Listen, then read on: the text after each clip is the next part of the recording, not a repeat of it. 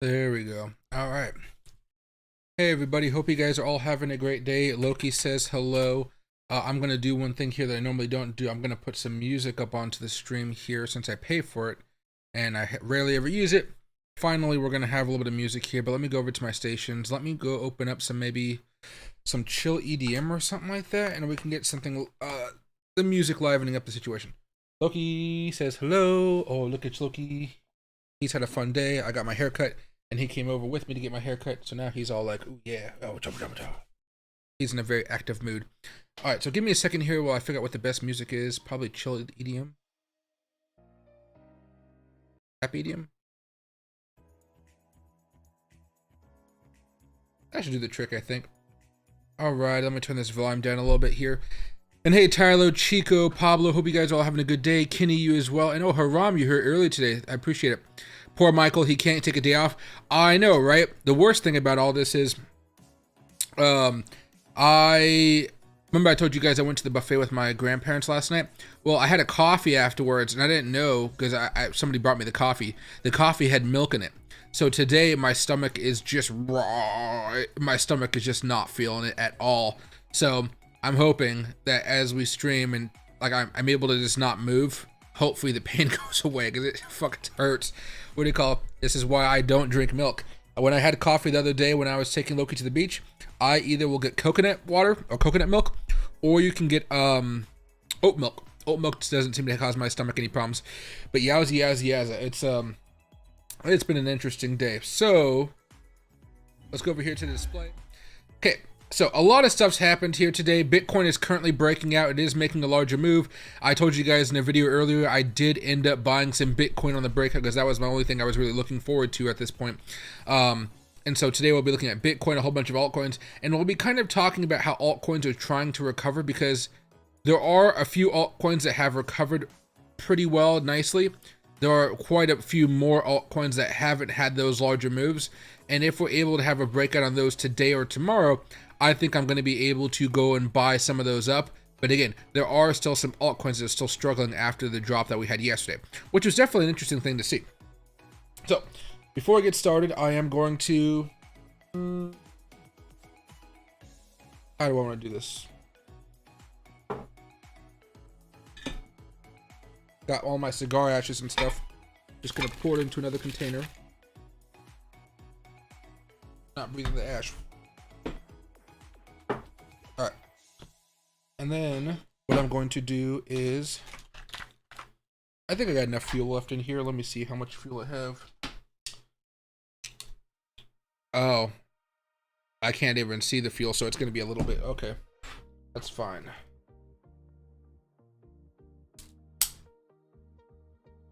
Smells okay. I opened this one up for you guys a few weeks ago, but I wasn't really sure about smoking it. Oh yeah, there's definitely not a lot of fuel left in this one. Let's get it going faster rather than longer, or quickly. And then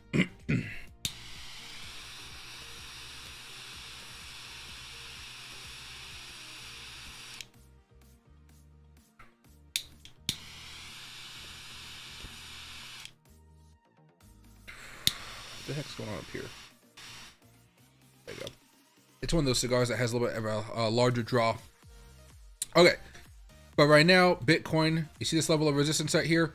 I mean, we're trying to take a straight shot for it. So I'm really happy that despite the little bit of a downward move that altcoins had, Bitcoin's still making a little bit of a rally here. So as Bitcoin tries to make this move up, look at the daily chart very fast. We were able to break out. That was nice to see. Again, one of you guys told me to short last night. The reason I said I'm not shorting is because of stupid moves like this. Ethereum is about to make another high here as well. ADA. See, go to the 4-hour chart. There are still a lot of altcoins that haven't managed to recover. I still think it's okay for now, where a lot of them are. And you're seeing a lot of these on maybe the 1-hour and the 4-hour charts. They're trying to have the breakout. So ADA is on the verge of a breakout. So again, you're having a lot more opportunities here to see if you want to hop into the market, so to speak. Dogecoin, actually Dogecoin already broke out a few hours ago. It broke out around 8 o'clock in the morning and still going higher just by a little bit, but still, a breakout's a breakout. Let's, Ape token, this one's not doing as good. Arbitrum's not doing as good. So we're seeing some mixed results after the kind of crash that we saw yesterday with some of these altcoins. Again, still okay. XRP found a way to come back up, so maybe I still have an XRP position, but I'll be watching to see if it actually goes up from here or not. So a lot of stuff still managing to rebound here. Things like Ajax and so forth, they tried to have another run up last night, but they all got kind of slammed back down, which is interesting. I was watching it, but it just wasn't able to work its magic. So until then, now we have Bitcoin trying to break out.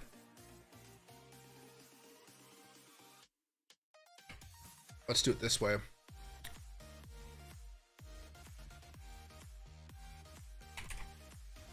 Breakout level.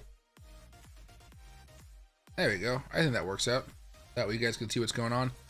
15-minute chart. Let's go over here to a 5-minute chart. Move this over, and we'll watch this for a few minutes, and then over the next, after this breakout or rejection, whatever happens, then we will start talking about other tokens and some, other. If you guys have questions, I'll answer them then.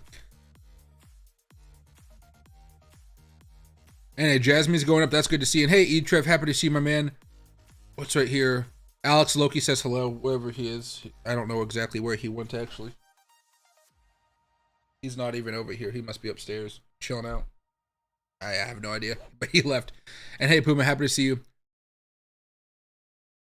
And you as well. Sorry. Hey, Pablo.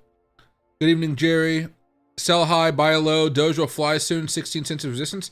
So far, Dogecoin is still grinding up. It's not the prettiest move up, but you know what? It's chugging along, and that's all it really takes at this point. Because again, Dogecoin hasn't been doing much over the past few months. The fact that it's having this large move now is still a really good sign here.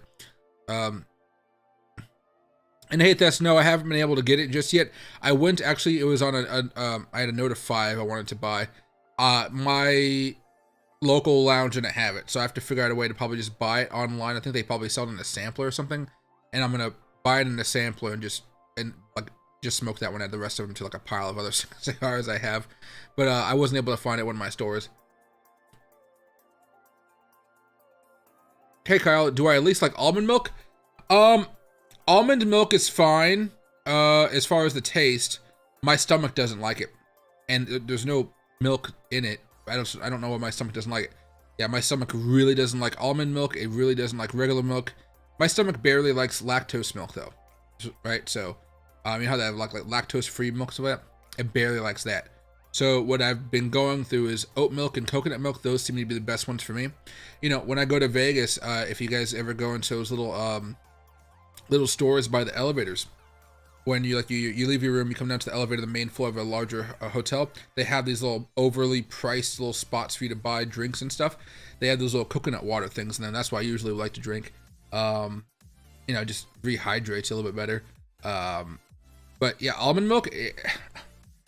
I have almond milk literally on top of my bed frame right now from like a couple days ago. No. Well, it's already gone, I guess. But I had almond milk on my top of my bed, and it was there because I tried it once with some Oreos, and my stomach just killed me. So I'm hoping by not moving too much, my stomach will that the pain will go away. But it's like gas pain, it's not like like I'm about to vomit or something. Although gas pain could probably do that.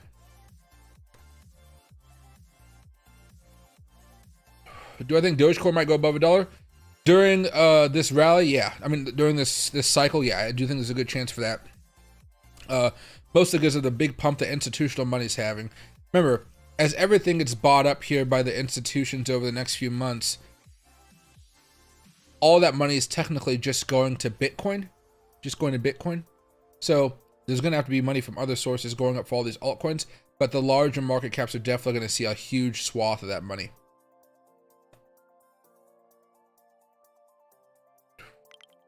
And hey, Kilo, good evening, Michael. Approaching 90K subs. I see, well deserved. Yeah, guys, if you guys can subscribe, I appreciate it. Grumpy Miner, every subscribe, every comment, it helps out a lot. And, heck, just enjoy the time. Waiting for the breakout here. And hey, Haram, sorry, Mike, looks like crypto won't let you have any days off going forward. I know, right? It's definitely just been, it's been annoying as hell. Not even annoying, it's just like, I got to schedule some days out for myself. But I think what I'm going to do is I'm just going to plan out a vacation. Remember, I've told you guys I'm going to Vegas in April, but I probably will do something pretty small here in March or something. If my sister still wants to go to the beach, I'm gonna take them to my sister and dog to the beach.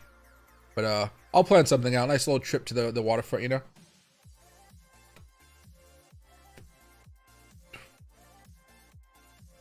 I hate Coinbase so much. Always fees and fees. Yeah, I pay for Coinbase One, and I still have to deal with the fees every now and again. So, what I really hate when it comes to Coinbase is their spread with the dollar and the stable coins. That spread is pretty brutal. It's like it's a tax. They tax you 1% right there every single time. Let's go over here.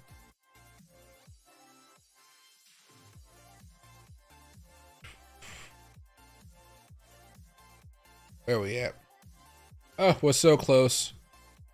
Right now we have a little bit of resistance, and I mean a little bit, around 63,905. So we're like pretty much less than $100 away. A little bit of a double bottom breaking out, retesting, and you know, a scalper's dream at this point.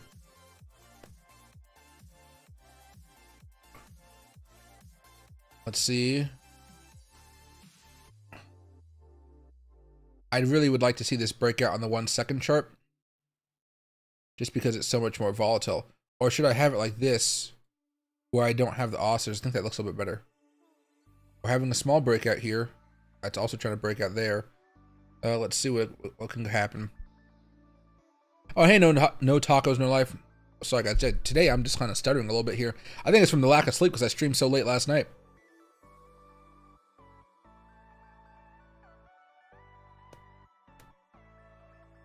Hey, Andy, as far as the hourly chart, trend here to here. Or you can go from here to here to here. Or it might end up just being actually going from a 15-minute chart from here to here to here.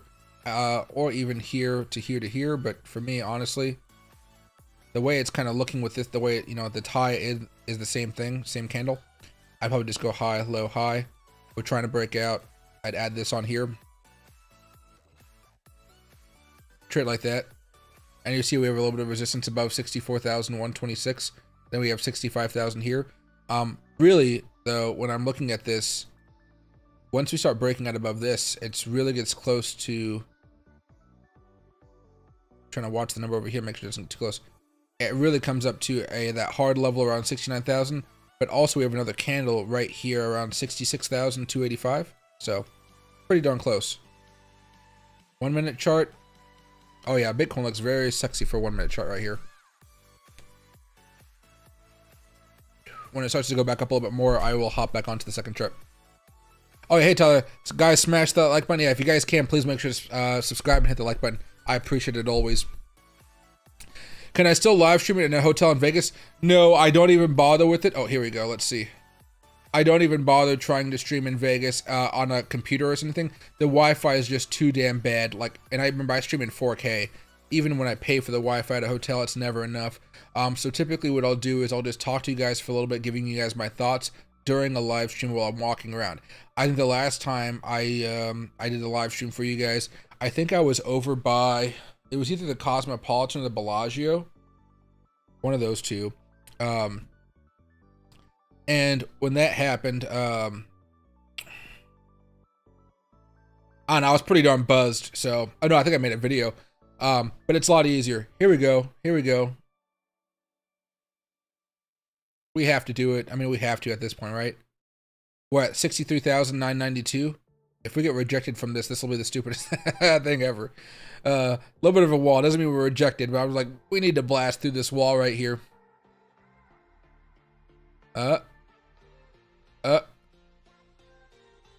Watcher Guru just said 64,000. There you go. He said it like a few seconds too early, but you know, that's the game of Twitter right there.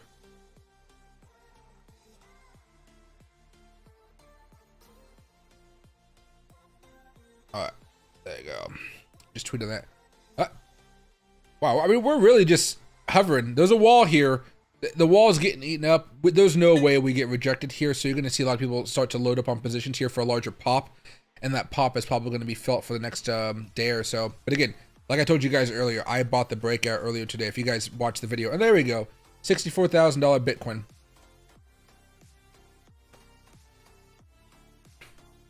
I know that little move right there doesn't seem like a lot, but the fact that we have it, basically that means it's going to be a lot easier to break back above 64,000.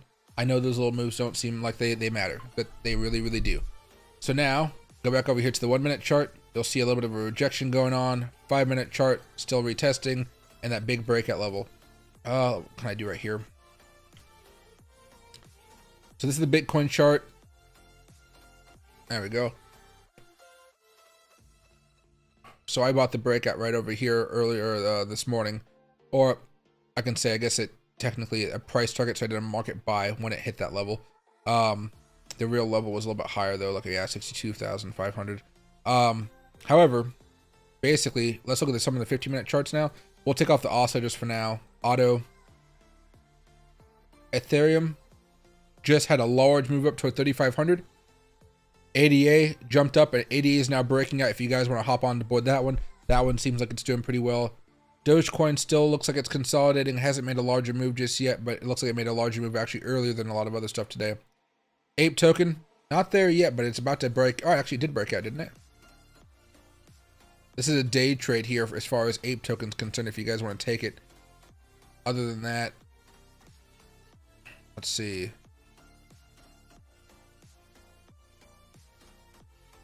Oh, it's almost broken out too on this larger trend, so keep an eye out on it.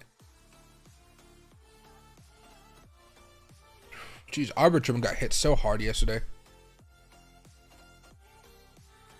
So some tokens are doing fine, some are not.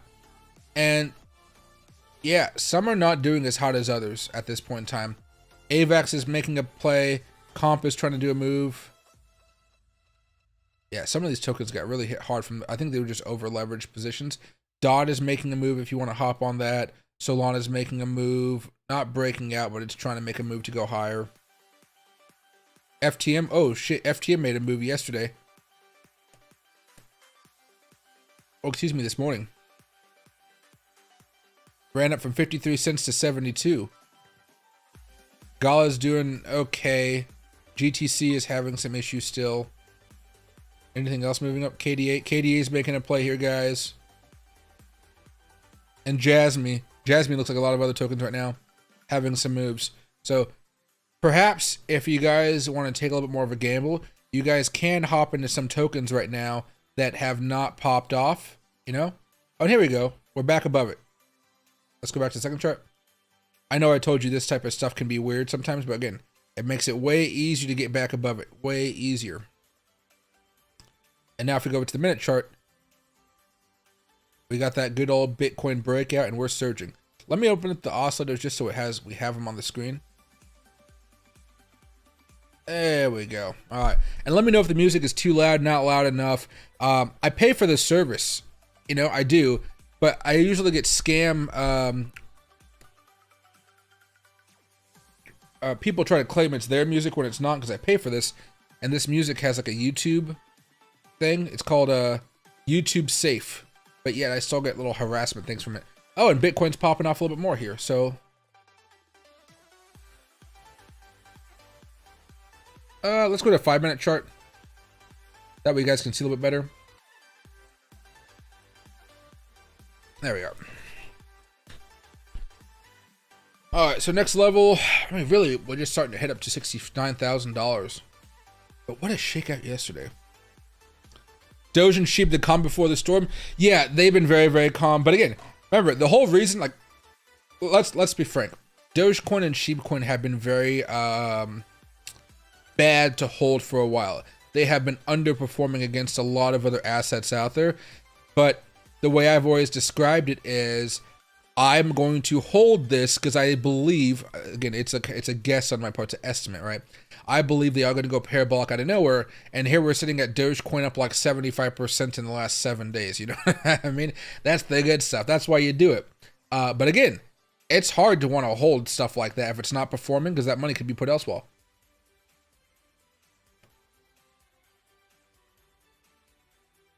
Like, let's see. All right, so over the last 30 days, WIF is up quite a bit. It's up a little bit today. Pepe is up a lot. Jasmine, Bonk, all this type of stuff. Shib is up 147%. Dogecoin's up 94%, right? So they're making really large moves and they still continue to go up higher. The last 24 hours, we've had a little bit more mixed results where some things have definitely calmed down a little bit more.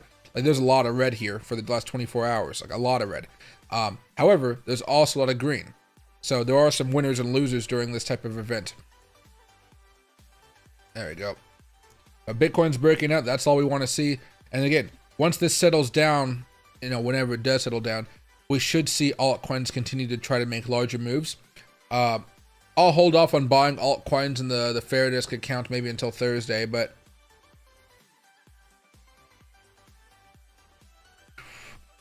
overall, I'll be doubling down into a lot of positions here and just having a good time with it. Let's actually check out while Bitcoin's doing this little consolidation thing right here, or actually let's take a look at this. A bear is trying to come in here and knock us down. Trying to. We'll see if they succeed.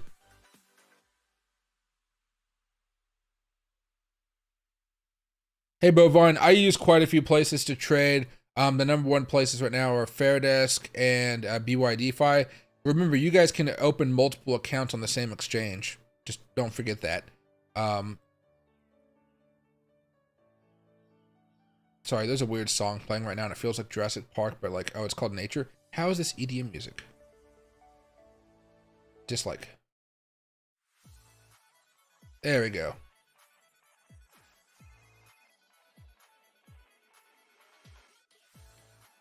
Oh, they're really trying to push Bitcoin down right here. Okay. Just like with the second chart, we broke out above the 64,000, so it's going to be easier to do it the next time. Same type of thing applies right now as far as Bitcoin's concerned on the 1 minute chart, the 5 minute chart, etc. We did break out. Oh, let me go down here though. What was it going to do? No, I'll talk about that later. I'm going to make a short from it. You know, you guys probably have seen that article by now from CNBC where America is adding about $1 trillion of debt every 100 days. Like, we're fucking insane right now. I'm going to make a short video about it, just talking about it and talking about how fucked we are. But until that fuckery comes along, you know, let's kind of see where the market goes. On the other side, though, Bitcoin is going to go so much higher because the value of the dollar is just going to go kaput at one point. So we want to have some type of asset going against the dollar, which Bitcoin is.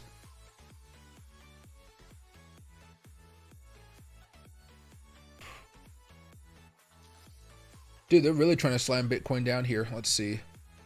Look at this second chart.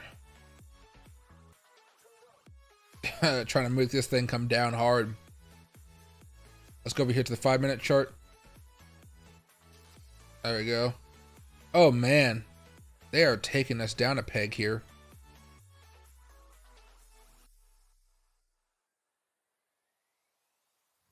All of those minutes of going up just to get slammed back down a tad.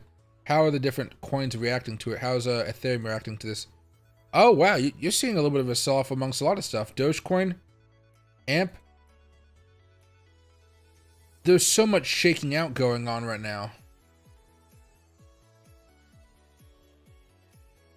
I think this is another type of shakeout event. Not as bad as yesterday, I would assume, but still. You're definitely seeing whales try to shake people up. This is some of that manipulation that we used to see back in 2021, but we don't really see it too much these days because of the way the ETFs have been buying up a lot of stuff. That's interesting, though.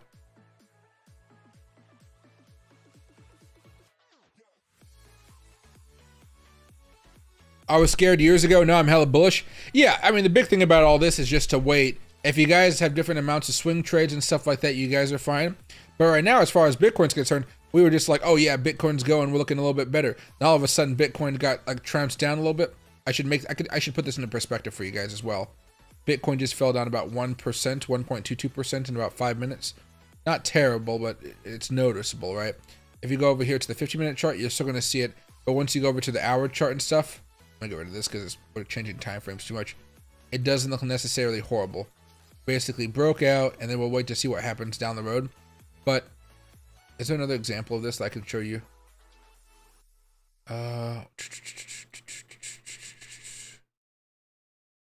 No, we haven't had a consolidation like this in a while. No, there's not going to be a good example. That's fine. Oh, Jesus, Lord. What are you doing? This is the 5-minute chart. Okay, guys, keep an eye on your positions. We just hit our first order block, so there should be a little bit of support here. Should be a little bit of support.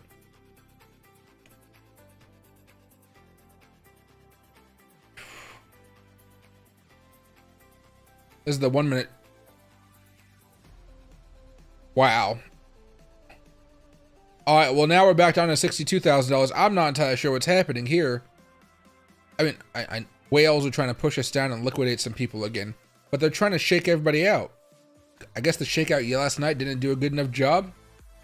Again, we went from everything being green on the right side of my screen. Now the only things that are green are the stock market from last week, and then the euro and U.S. oil and ADA.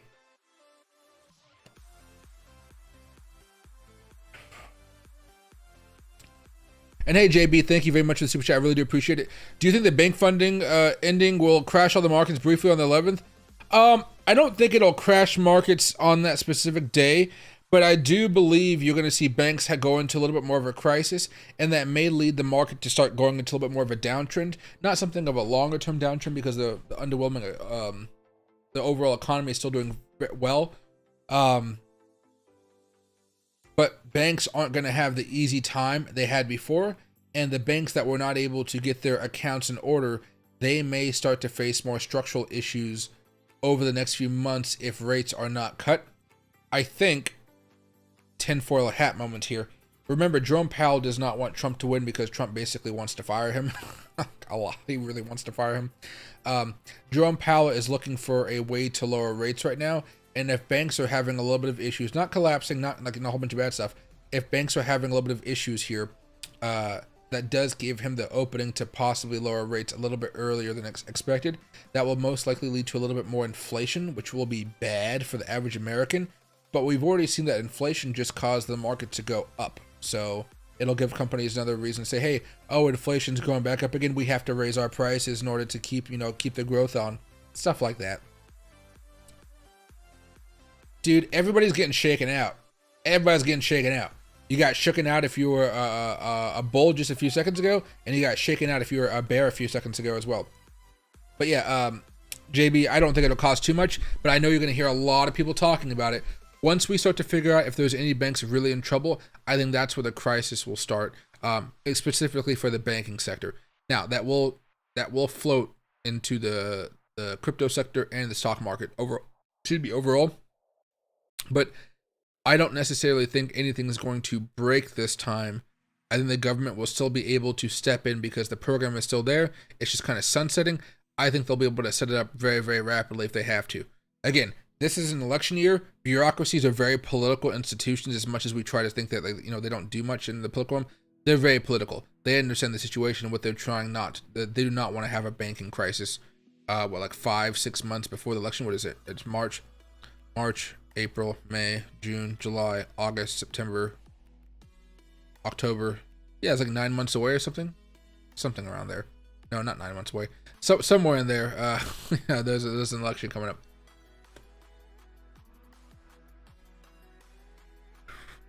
What do you guys think about this Bitcoin move right now, though?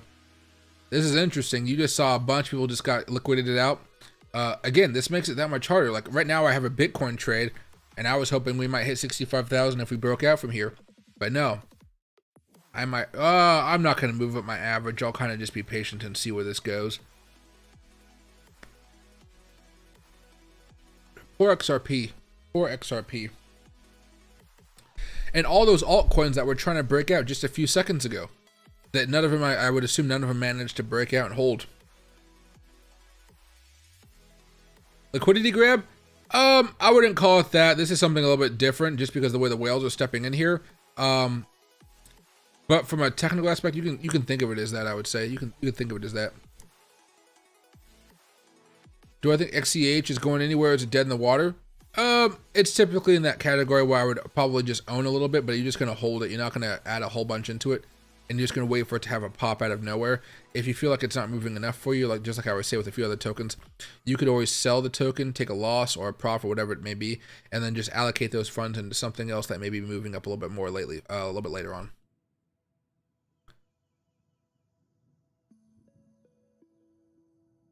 Do I think Doge will go over 15? Wasn't Doge just over 15 cents? Doge was just over 15 cents. Yeah, it was at 15.5 for a while. I don't know. Right now, it's on the verge of going back above it. You know, you could have a limit order there if you want to, but it really just depends if you want to get out of the position or not. Because, you know, 15 cents or 14.946, you know, you're talking about a difference of 0.19%. And right now it just popped a little bit above 15 cents for a second. Second chart. Now it's back above 15 cents. Yeah, back above 15 cents right there. So if you want to sell it, you definitely can, but you know, it's up to you. But yeah, it did get back above 15 cents. So if you're waiting for that, you're in a good spot. I'm gonna stay on the 1 minute chart for Bitcoin just because this is freaking insane. This volatility is just like, again, it's just getting bought back up. Are we going to be heading for a double top or a double bottom? Let's wait and see. But the buyers are still here for Bitcoin. They're still here and they're still buying up loads. What's basically happening here is there's a lot of people getting shaken out of their positions, which it means that not a lot of people are going to be profiting off of this. You know, if we just broke out and kept on going, it's a lot easier for people to trade. Now you're seeing a lot of liquidations happening. Yeah, Dogecoin's back up to 1509, 151. So you're above 15 cents now. Wild Bitcoin move, no idea where it goes from here. I mean, I would assume up because we did break out above it. But man, like, just, you know, it's not going to be easy sailing. I can tell you that from just this move. There's a lot of shaking out going on. One IO is working hard. Oh, you telling me. Jay Powell worried he's going to get SEAL Team 6. Oh, dude. Again, all bureaucracy people, they all want to keep their jobs. They want more power because then when they get out of office, they go and they get all the money from Wall Street. Remember, they do. Remember when Bush and Obama left the presidency? I don't think Trump was liked enough, but Bush and Obama and Clinton and whoever, it goes back for a while. Remember how Wall Street will do them? They'll get paid fees for going to talk in front of people, and the fee will be like a $5 million fee. You know, just to talk in front of an audience for a little bit of time. You know, they all do it. You know, there's no Republican versus Democrat type of thing. They all do it. I think Trump was the really weird exception to the rule. But you can go back for decades. They all did it.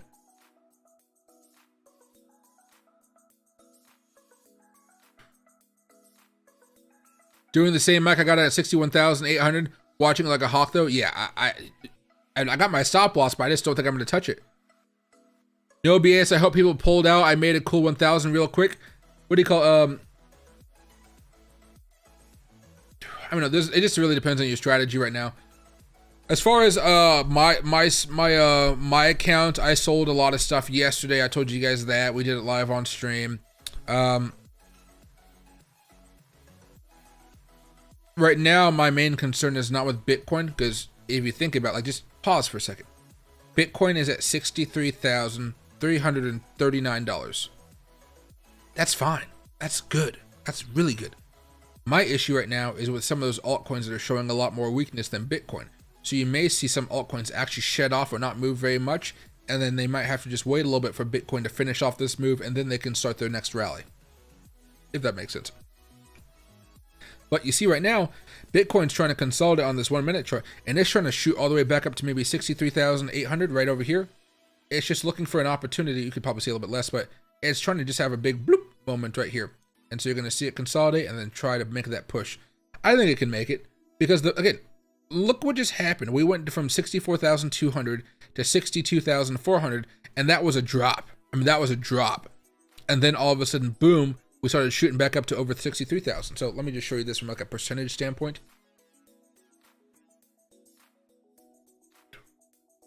We fell down $2,000. $2,000 in a matter of 5 minutes. Okay.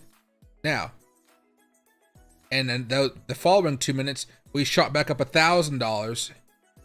And then, you know, from the high, this little relative high here, we're up $1,200. So we've already made most of the, like a half of the money back. And Bitcoin's going to try to get back up here. It's just that now we got to zoom out a little bit. 5 minute chart. That 5-minute chart just looks so nasty and inorganic. So you just want to be patient here.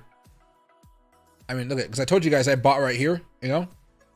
I bought right here for Bitcoin. My stop loss is basically right here.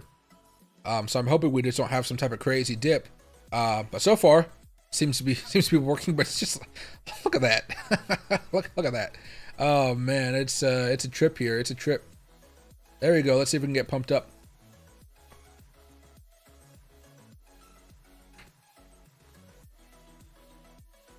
Better get nose candy. I'm not gonna sleep until Doge hits 169. Oh god, yeah. Will there be an altcoin season? Yes, I expect so.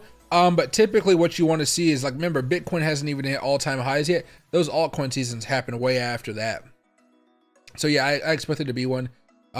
So far we've had some really good returns when it comes to our cryptocurrency holdings. What I've been doing, and I guess what I'm going to be doing here for a while now, I guess, is in October I started a portfolio for, like, you know, long-term investing, and then I was going to sell it when I felt like I made enough money. I accidentally hit the button that says, or my dog did, he caused me to hit the button that says close all positions. So I accidentally messed it up in November, or in December, excuse me. I reopened everything up and I restarted to buy in December. Then it went down like $1,000 in January, if you guys remember. And then it went up to $8,000 in profit, close to $9,000 in profit. No, close to $8,000. And basically, I'm going to restart that here pretty soon. So if you want to hop on board any of the trades I'm doing, I'll be pretty open about what I'm buying. They're going to be from mostly technical perspectives and what I've seen in the past for the past, like, what, 180 days, 360 days, you know, past year basically. So you can always copy anything that I do, but they are going to be positions that you can lose money on. So just, you know, realize that. But so far they've been doing, so far the altcoins have been making good move. But yeah, we're not in altcoin season just yet. We could get it. We could have one start maybe over the next few months though. It's just that, again, Bitcoin is moving up so fast. We haven't even had the halving yet. What is it, like 48 days into the halving? And there's the move I was just talking to you guys about, Bitcoin trying to move up a little bit. Yeah, we have 49 days left.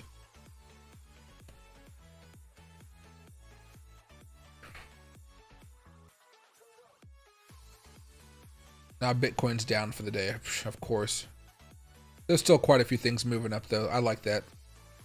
Oh, never mind. Oh no, yeah, Bitcoin's fine. Okay, sorry.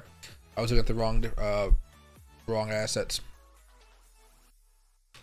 I'm getting like tons of messages from exchanges saying Bitcoin's up, Bitcoin's down. Watch your leverage. Be careful, because everything is just like spiking and going crazy. But again, look at that. We're all the way back up. We're making that move I was talking about. I don't like these shakeouts. Like, there is a real effort to get people to sell their crypto assets right now. And I think to a certain degree it's working.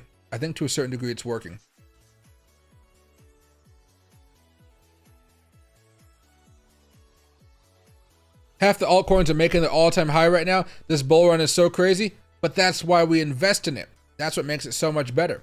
But now we just gotta, you know, take our time, do it the right way, you know.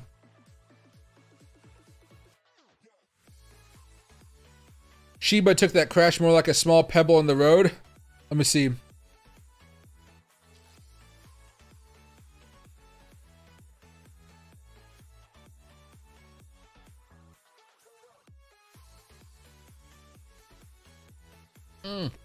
Yeah, this is still dealing with that level of resistance that we were talking about. I'm really hoping Shib can continue moving higher though. The uptrend stopped over here. It still managed to bounce up a little bit, but yeah, you're seeing a little bit of a breakdown here. But again, if Bitcoin's able to keep on moving up, I think we're in a good spot. But just the pure fact of what Bitcoin just did here is just, that's so freaking wild.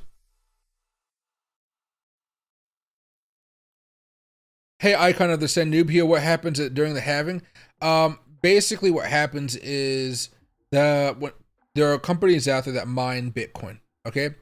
So what happens is, instead of being able to mine 500 Bitcoin, the amount of Bitcoin that you can mine pretty much is cut in half in a very, very simple way. That's what basically happens.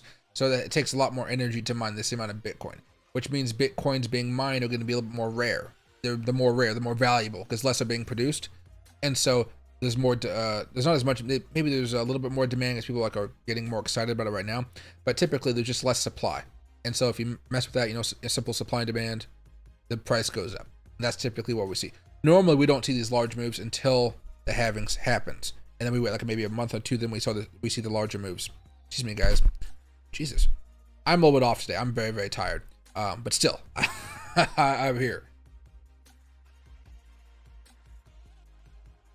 Mike, do you think Dogecoin will go past 15, 16, 17? My average is 21, so if Doge looks like it can go to 20, I can wait and break even instead of taking the loss. What do you think? It's whatever your plan is. Like for me right now, I think Dogecoin will go up, but I don't know how long it's going to take. It may take another 5 months for Dogecoin to hit 20 cents, you know? It really depends on what your plan is. And like, you know, whatever the plan is, you got to stick with it. And then from there, you can wait. Like if your plan is to wait for Dogecoin to hit 20 cents, it's a fine plan. You're not going to take a loss, but it may take some time. Because typically when we're kind of in these rallies, eventually it's going to cool off. It may cool off at 17 cents or 18 cents, you know?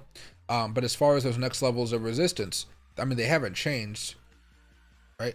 Right now, we're still dealing with this level of resistance around 1578. We haven't touched it yet, but we're close to it. After that, we start looking at levels of resistance around 1761, and up here another one over around 21. Let's say around 22 cents. I'm about to force myself to talk slow right now because I'm kind of excited at the same time, and I think I'm stuttering. The cigar is supposed to be soothing me and causing me to not talk fast, but I'm talking very, very fast. But yes, right now it's just dealing with the level of resistance.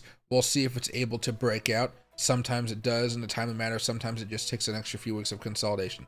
Dogecoin has recently just broken out. Everything is pointing for it to continue to go higher.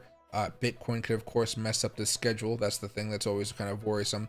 But at this point, it looks like we're at that first level of resistance. So this is maybe the first opportunity you have to sell. If you want to wait a few more months, or maybe just a few more days, we kind of have to wait to see how, if Dogecoin wants to continue pumping this week, you could see it go up here towards 17 to 18 cents. I would say the high 17-cent range to the low 18-cent range, around that point. Here's the 2-hour chart for Dogecoin. It's having these drops, pretty substantial drops, but it still manages to come back up. For example, this drop right here, that was a 15% drop, just that. This one was a 18% drop. So they're pretty large drops. So there might be a time here where Dogecoin drops and then it comes all the way back down for a while and then it has to really set.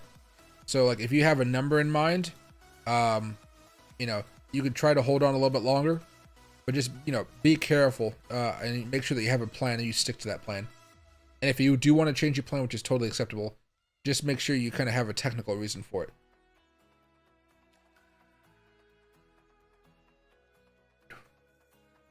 Hey, Sitcanan. XAU USD is going to ham soon. There was a sick move up right before the close on Friday.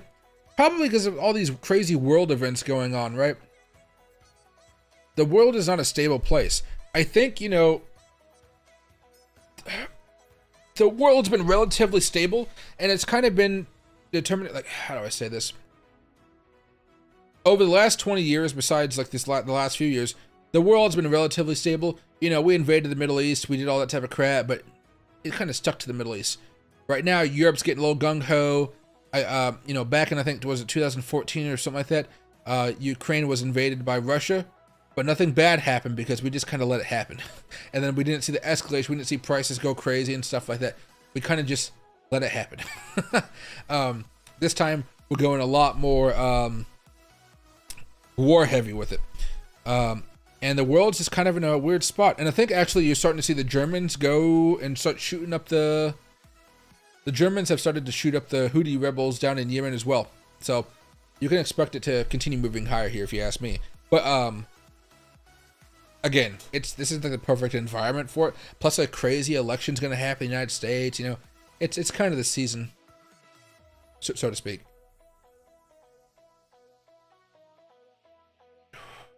Do I think Bonk can go to $50 billion market cap? A slim chance, a very slim chance. But if we're lucky and you can get kind of a Doge, excuse me, if you can get a Dogecoin vibe, I think there's a chance. Would I bet on that chance? Not really. I'm going to try to time it for what Bitcoin's doing. So when Bitcoin starts to slow down after making some really crazy all-time high, I'll probably look to shave off a good amount of bonk. I've been holding since before SNL let it ride. Yeah, dude, it's what do you call it? There are some people like I still have positions in Dogecoin that I bought like in 2020, you know, years ago. But I think when it comes to Dogecoin and Shiba Inu and like the new one that's coming up with, there's so many different strategies and different scenarios taking place that it's just going to be really entertaining to watch to see how everything plays out.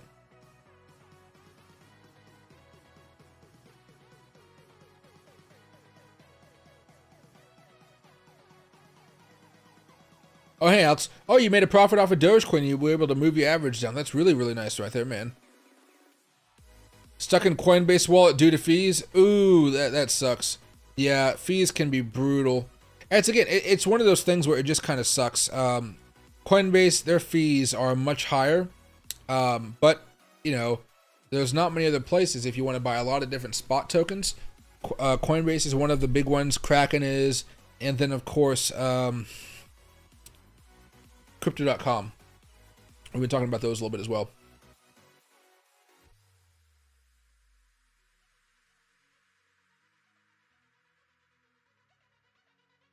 Made $1,100 this morning and then got liquidated, gambled and lost. Oh geez, yeah. It's rough sometimes. It really is rough, and I'm surprised this move even happened. But again, right now it seems like they're trying to shake everybody out.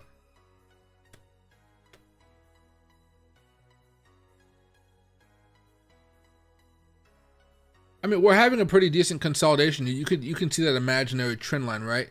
We're just trying to break out above that, and then we should start going back up above $64,000 within about 10 minutes or so. I think that's the move. Let me take a sip of my tea. Today I made iced tea.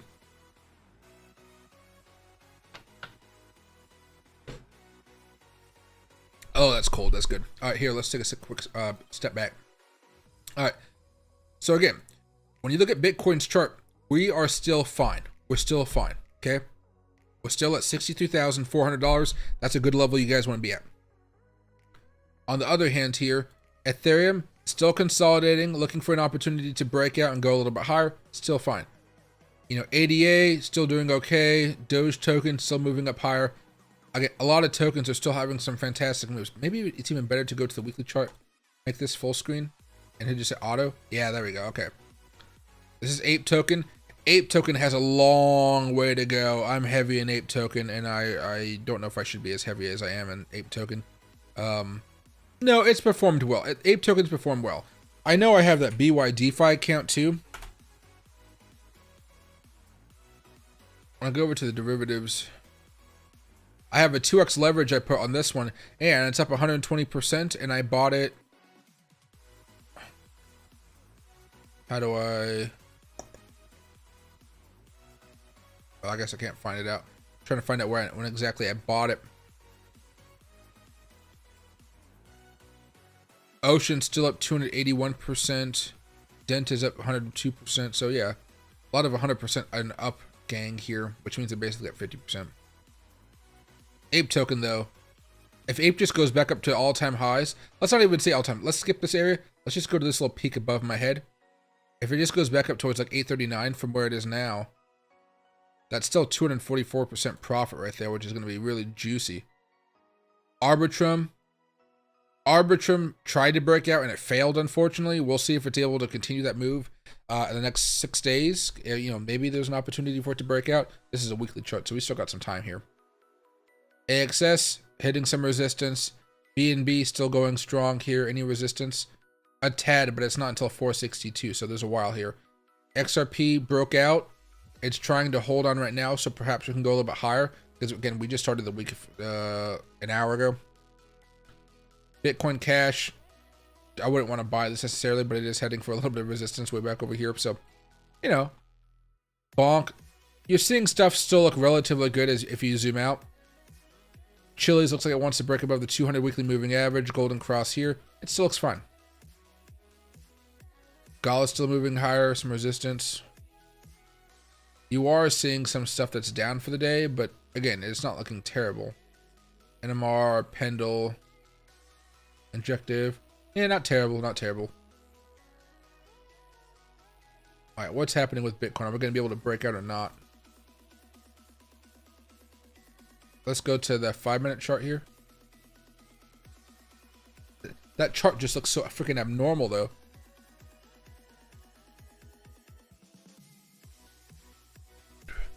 Hey, Motivation, what about Bitcoin sell or buy? I bought on the breakout, so I'm still holding, so I'm long Bitcoin right now. I'm long.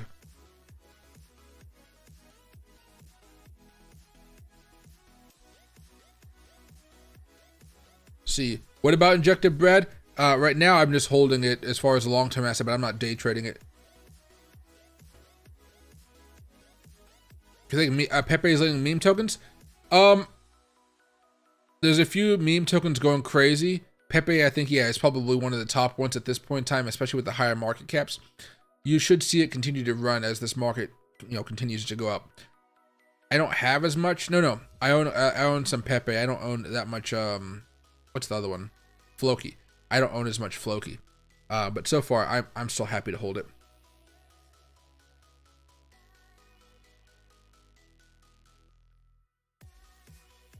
You can't buy Doge at 11 cents ever again unless Bitcoin crashes down towards $53. Yeah, you would probably have to see Bitcoin have a pretty large drop. But again, even with this drop that we just had with Bitcoin, it still got bought up extremely fast. Like, I want to know who's this guy that just tried to crash the price of Bitcoin $2,000 in 5 minutes, and then, was he just selling Bitcoin or was he shorting? Because if he shorted Bitcoin, he's probably very disappointed with the result of his shorting. You know what I mean? You're now all of a sudden seeing another breakout occur. This is not the most important breakout, just so you guys know, but so the breakout, momentum on the 1-minute chart. No, it actually wasn't there yet. A little bit more choppy. But you're seeing a breakout happening right now. We're just going to try to make another move here. 5-minute chart breakout there. So, buyers are still very happy. They're still eager. They're still ravenous for different cryptocurrencies out there. And hey, Adam, can I check out GQLQ? Yeah, sure.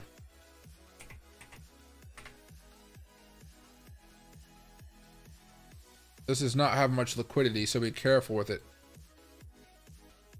It looks like it's close to going towards all-time highs.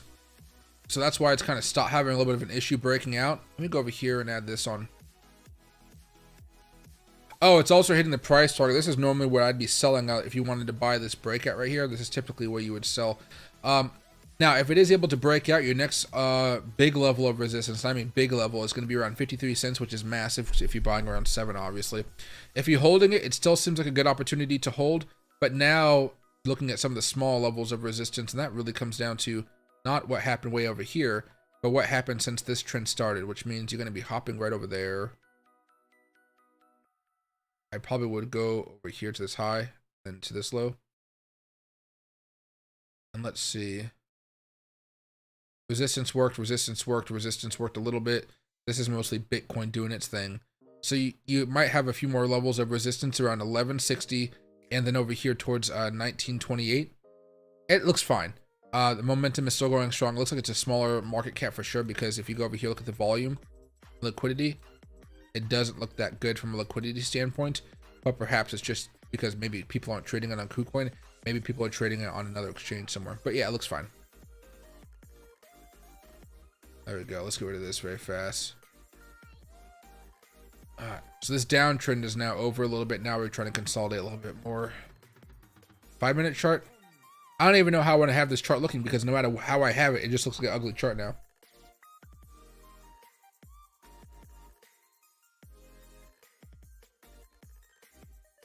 Not a bad cigar. There we go. Hey, Black Cat, happy to see you. What the heck was that? Oh, tobacco.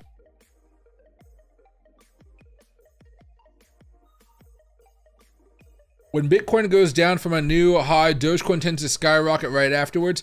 They need Doge to skyrocket to gain media coverage to get more new investors into the crypto space. I mean, Right now, I think it's gonna be great for a lot of you guys out there if you guys own the majority of crypto, just because how everything's gonna be rocketing up. But a lot of the work that was done for this rally, for like a lot of different tokens, a lot of the work was being done during the bear market. A lot of the projects that we see right now that are really having great times, they were started, they were developed, they were all kind of thought of during the bear market, and they put in the work, they got enough publicity, they got enough followers on Twitter and stuff, that they built up the Discord. They're trying to work on some type of project, and now they're seeing the rewards of that. The tokens that are going to be popping off maybe right now, they might have short-term success, but they're probably going to really die really fast during the next bear market, which is going to be interesting to watch. Anyone who thinks Bitcoin will not hit 100K minimum is delusional. It has to hit at least $100,000 based off of what we've just seen over the past weeks. It has to. Even before that, it would have already probably hit $100,000. Right now, I think you have to start thinking about Bitcoin at least $150,000. I think that's a pretty realistic target. Yeah, let's put this back on the 1 minute chart just so we can see what's going on. Jesus, yeah. We're gonna take off the oscillators for now, just because there's no point in having them.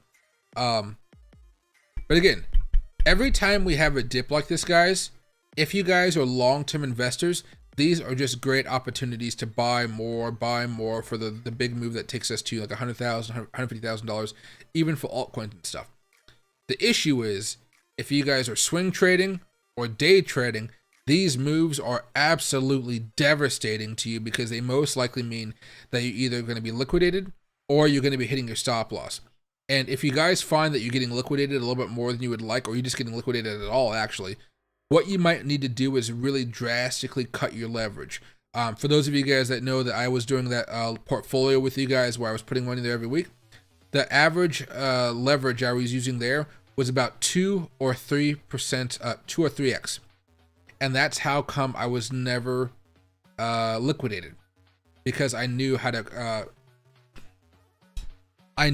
control my risk management.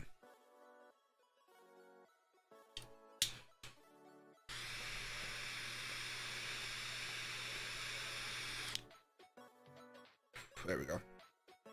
And that's going to be key if you guys want to trade here, because again, you know, imagine you bought Bitcoin right here on the breakout, and then you had a leverage of, I don't know, 25%, let's just say 20%, right? So you bought the breakout here. Well, at the bottom, you know, you're down about 40 something percent right now, even over 40% actually, closer to 60%. And so if you had maybe an isolated trade or something like that, you were probably liquidated right then and there, which is, it just always sucks when you're liquidated. We've all been through it, of course, but it just, you know, it never makes it easier. Yeah, I'm starting the alert saying, hey, Ethereum went up. Let's see. Bitcoin price has risen. Bitcoin price has fallen. Bitcoin fell by 2.9% in 5 minutes. Ethereum fell by 2.4%. Ethereum short notice price fluctuation. You know, even the exchanges don't know what's happening. Oh, let's go out. I don't want to really keep on lighting this cigar if it's not going to stay well lit. Yeah, I'll just toss it. It's been an okay cigar. That's kind of a fast cigar, though. Now we're going to go up for the Bishop's Blend.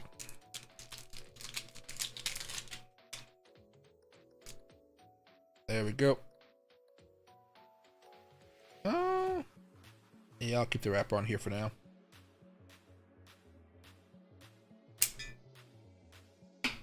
Oh, this one smells a lot better. Or practice with spot first until you're comfortable, then maybe go to leverage. Well, I mean, the best way to trade, guys, is to not use leverage for the first few months at least. Then you guys can use leverage down the road. I think people just want to make money really, really fast. But again, if you're trading an altcoin, it has a good opportunity of going up over 100% in a month. That's really good returns. You guys don't need to make tens of thousands of percents in order to become wealthy with cryptocurrency. I think that's one of the misconceptions. You just want to have your portfolio grow and grow and grow and grow and grow. And then from there, you know, your life will become a lot easier after that. But you need to have a decent amount of startup capital. And if you guys use leverage, or you guys don't have proper risk management, or you guys are just a little bit too gung-ho, You know, it's like taking one step forward, two steps back. You make 500 bucks, you lose 1,000. You make 1,000 bucks, you lose 2,000.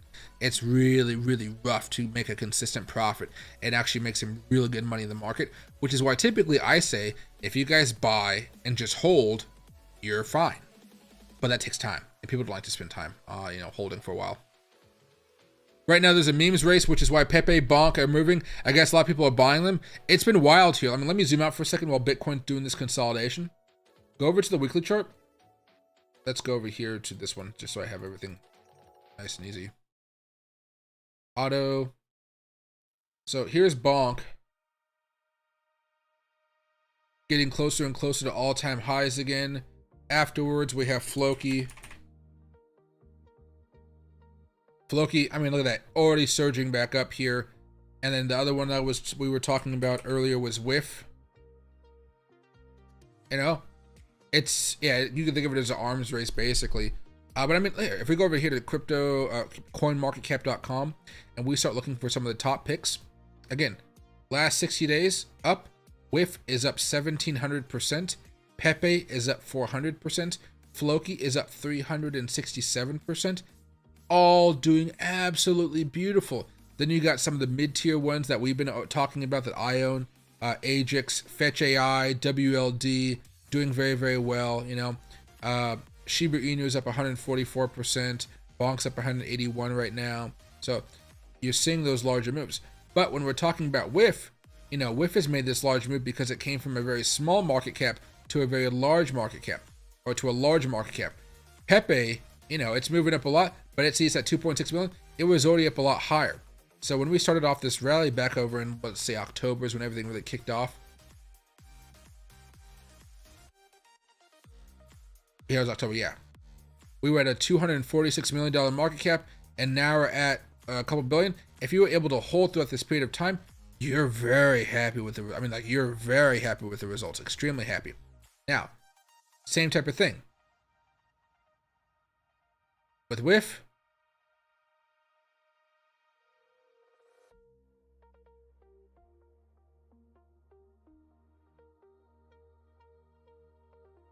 oh, I guess you would have had to buy it in January at a $100 million market cap, so it's had a little bit more of a faster move.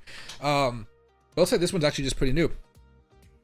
I only bought Whiff because it was a meme token. There was not really much logic behind it, because it was on Fairdesk. So I was like, oh, let me give it a shot. And let me tell you, I was not disappointed. Again, I sold my Whiff on Fairdesk yesterday, which, you know, what time did I sell it?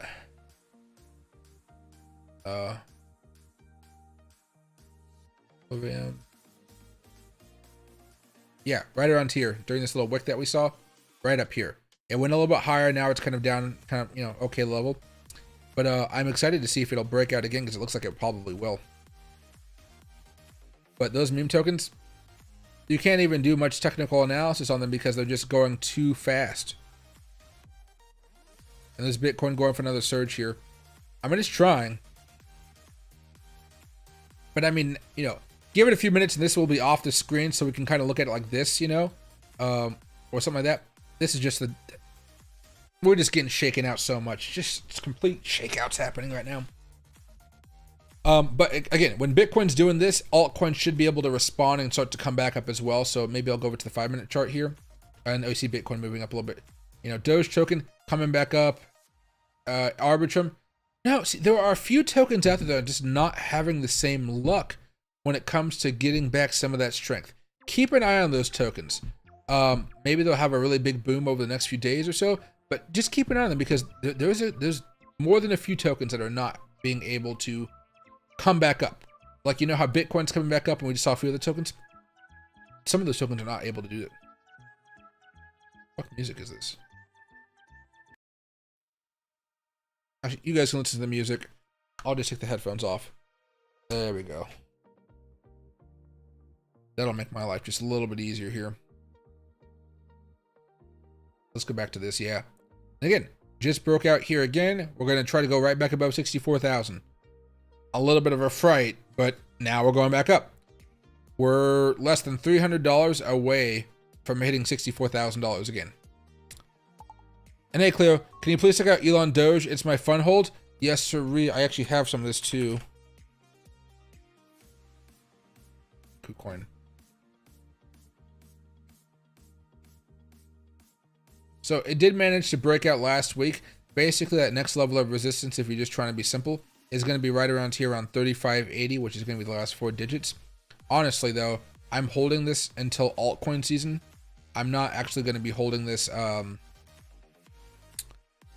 I'm not going to look to sell this before Bitcoin hits like 120,000, something like that, right?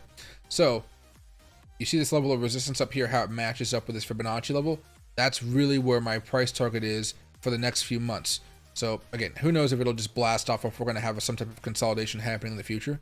But really, if you're looking for your first scale out opportunity, if you're not looking to sell the all-time highs and stuff like that, you can try to sell off when it's at 36.32. From where we are right now, it's a pretty significant move. It's up 46%. Afterwards, you can always try to, you know, go up here a little bit higher towards 51.73 or all the way over here 57.48. To me, see how we have this breakout structure right here, and it's pretty darn close to this. I would be aiming for this level in between this level of resistance and this level of resistance.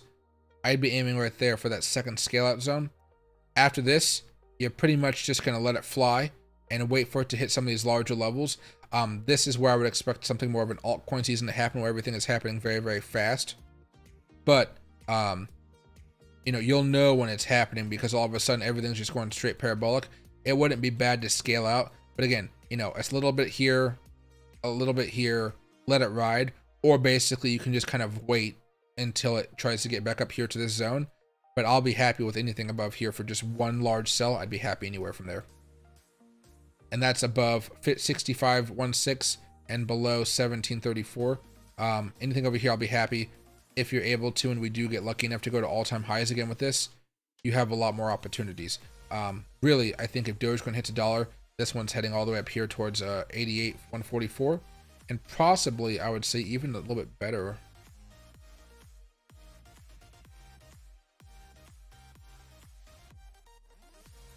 There you go.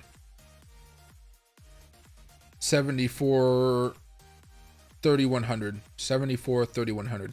This is a parabolic all-time high type of scenario. Anywhere in there, you should feel plenty happy though.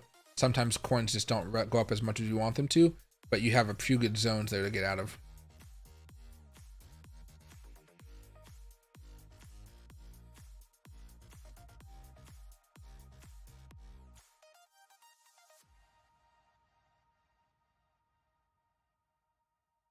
Why is Solana not pumping hard? At this point, there's a few reasons for it. First one is it's already ran up a lot. So if we kind of zoom out a little bit, boom, you know, see we've already had that run up. Right there, though, it's just to let another level of resistance. There's a lot of different tokens right now that are at those levels of resistance, and it's just going to take a few extra days, if not a few extra weeks, in order to break out above them. We've just started this new weekly candle. Give it some time to breathe. There's the 4-hour chart. It's consolidating a little bit. It's trying to find its footing. It had a little bit of trouble here because of what Bitcoin did yesterday. And even now with Bitcoin's drop, it's, you know, again, it was breaking out. It was going higher, then Bitcoin stopped it. So it's mostly just Bitcoin. But, you know, from the technical perspective, it's has a huge level of resistance up here around $143.51. That's important. Until it breaks it above that, you're probably not going to see any really massive moves. Once it breaks it above that, you'll be very happy. But until that happens, you know, you're basically just in a loading zone.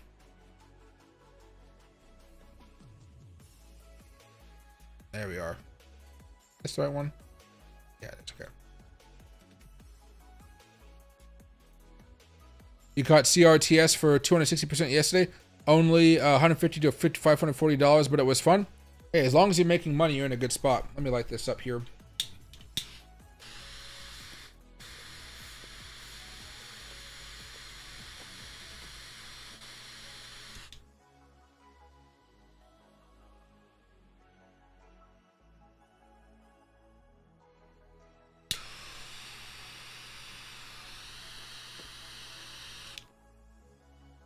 Why the second? Every time I smoke a second cigar, it's so much better than the first. With the draw, it's just nice and clean. Ooh, that's an interesting flavor. But yeah, a lot of these tokens are going to have the same exact technicals to them right now because of what's been happening with Bitcoin. That's why I'm not answering all of you guys' questions. You guys just have to be patient and wait for those breakouts.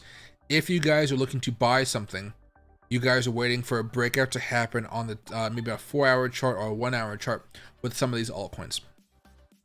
If you guys are holding positions right now, the big thing is you guys are either going to continue to hold them and wait for the next breakout to occur on those different tokens, or you guys are looking for an opportunity to scale out of them right now and just take a small amount of profit, lock in those realized gains, and then wait for the next big move.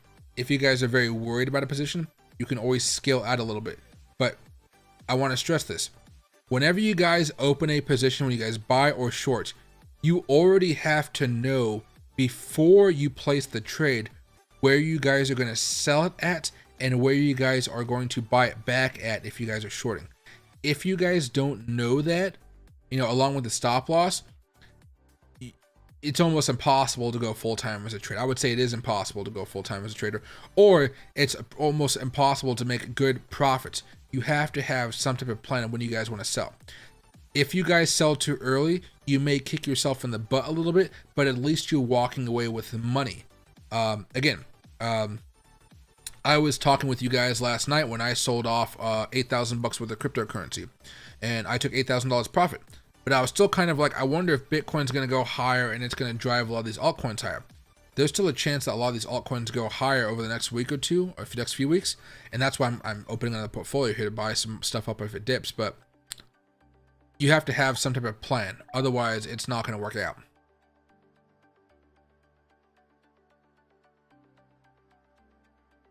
See, hey Claire, oh, did I do the wrong one? Elon Doge, is that a different token?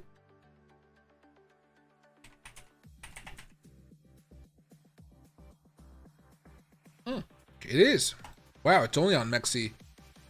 That liquidity is god awful, so just as a heads up, the technicals are not going to be the best here. It looks like it's a newer token. It's coming down quite a bit. It hasn't had a big move like a lot of other stuff, so this is something of a higher risk and a very medium risk environment at this point in time. So what you're going to be doing here is you're going to be dollar cost averaging if you really want to hop in.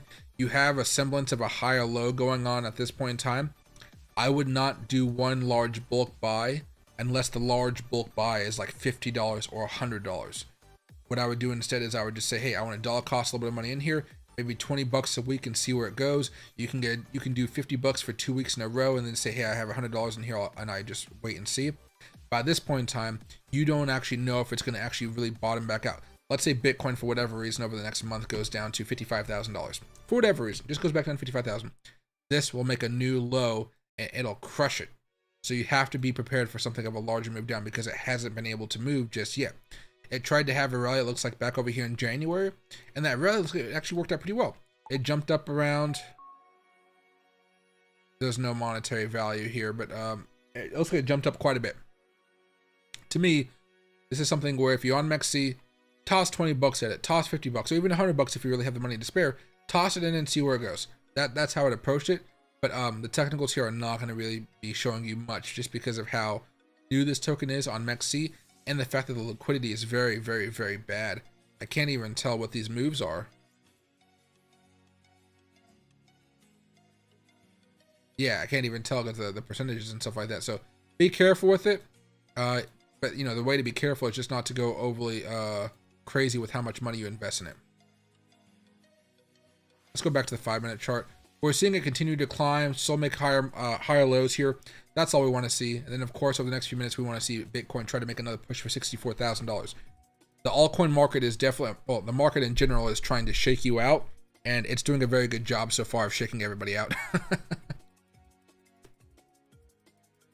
And hey, Kilo, thank you very much for the super chat, man. Let me know if you want me to talk about anything. But yeah, we haven't had wild times like this since the spot Bitcoin ETF announcement. And now, I mean, this is what we see in a bull market, guys. These are the crazy moves that we see. But man, they're happening at some really weird times this time, right? Normally, we're not seeing it off of a breakout. Normally, we're seeing it as we've ran up a whole bunch in a short amount of time, and then we have a really sharp dip the day after. This is like we're running up a little bit, consolidating, going up a tad, then we're getting shot down, and then we're getting bought back up. there's nearly not much, like nobody's giving up at this point. Like I said, people are just coming right back in and buying it up. And hey, Amir, or excuse me, AMR 501. Thank you very much for the chat, man. I appreciate it. Toad token. I don't know about Toad token.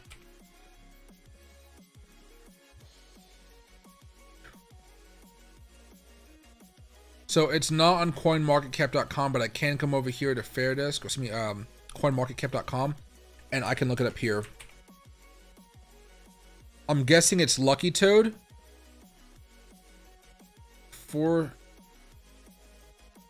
Let me know which one of these it is. Is it Lucky Toad, Toad Network, or Toad Eno? It must be Toad or Lucky Toad. Let me know if it's Lucky Toad or, oh no, Turbo Toad. Oh, excuse me, geez, I just totally misplaced that. Turbo Toad? Turbo Toad?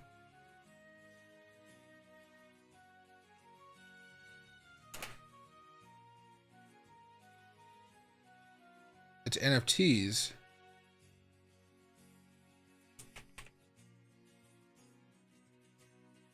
Is it Turbo? Or is it Turbo Toad?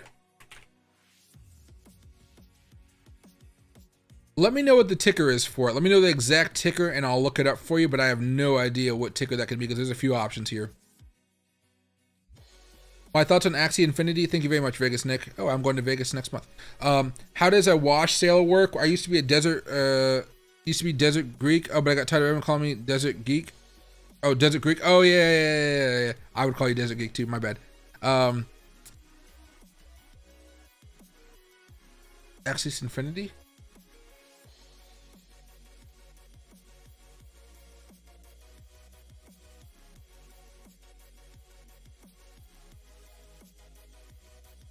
So from a technical perspective, just like a lot of other stuff that we've talked about today, it is running up against a pretty large level of resistance. It's trying to deal with it right now. The last time we talked about this, of course, was the breakout here and the buying opportunity. Let's get rid of all that stuff for now, though, because we don't need it. Now, you got a few things working out for you. You're in a pretty solid uptrend. I'd be more concerned if we do break down below this. The way the market's going, it most likely wants to continue going up here towards $16 for maybe another 60% profit, 50% profit, somewhere in that realm. Now, I would probably try to find the Fibonacci level that matches up along with one of those support levels. So it looks like around here, around 1482, there's going to be a pretty large level of resistance. You back up a little bit and you also see it right here around 1376.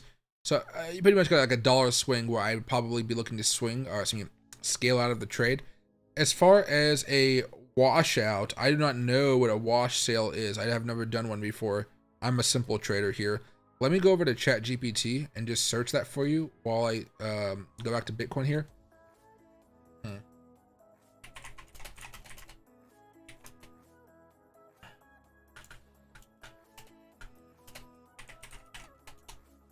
Alright, I asked what a wash sale was in cryptocurrency. It says a wash sale in the context of cryptocurrency or any financial asset, including stocks and bonds, refers to the act of selling a security at a loss and then repurchasing the same security or one substantially identical within a short period of time before or after the sale. This strategy is often used in traditional markets to try to claim a tax deduction for the loss while still maintaining a position in the asset. Oh, I've never done that before, but it seems interesting. In the United States, the Internal Revenue Service has specified rules against claiming a tax deduction for a loss on a wash sale. Oh, that's why I've never done it before. So basically, it's a way to get out of paying taxes, right? So like imagine you bought Dogecoin at 60 cents, and then Dogecoin went to 5 cents, and then you sell it all for a massive loss, and then what you do is you buy it right back, so you just still have your Dogecoin, but you can take that tax off you can take the tax write-off. Well, you can't do it, basically. But that's basically what it is. Maybe Axie Infinity has a special version of it, but I don't know about it so far. But that seems to be what the issue is with it. And hey, Thug Nasty, my portfolio has traded sideways all day like a coil. Today is definitely more of a sideways day. We did see at least a little bit of upward momentum over the last few hours until Bitcoin kind of got slammed back down. Hold on a second. Let me look at Amir. Turbo Toad token.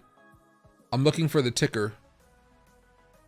Turbo Let me know the ticker of the token, and I'll try to find it. But you gotta let me know the ticker of the token. Otherwise, I can't find it on TradingView. Baby Trump Mexi? What do you call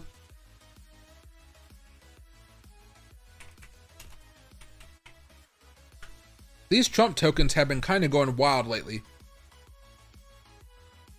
But I think it's because Trump has a, well, okay, there's not much data I can give you here, and you can totally see why.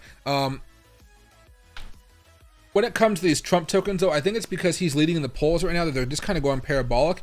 And Trump is embracing cryptocurrency, NFTs, a lot more than any other president in the history of, I would say Obama, Trump, and Biden. Those are the options that we have. But we've had other candidates, and Trump's the only one that's kind of embracing cryptocurrency as a big hug. I think Kennedy might be there as well. So what I might actually do is I might say, let me go over here to Baby Trump.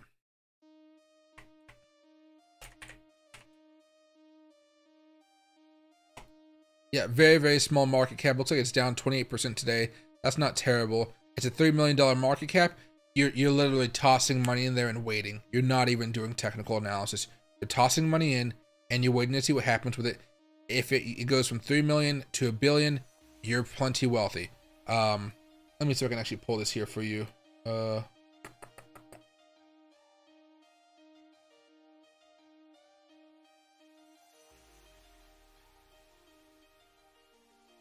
I find it? No, I don't have it. But yeah, a little bit of money turns into a lot of money. Let me go over here very fast, and let me just find the website and the Twitter account. 3,000 followers. Mr. MAGA by Baby Trump. I mean, they're posting a lot with AI stuff. I mean, they're trying to build a hype here. They're trying to build some hype, so that's good if you're trying to buy at this point in time. Welcome to Baby Trump. Join the community about tokenomics. Supply, tax. Okay, they got everything they need to as far as a meme token is concerned. And then partners. Pink Sale and DexView. Okay, anything else here? Socials? No. Oh, this is all just going down the list. Never mind. Tokenomics. Yeah. Interesting.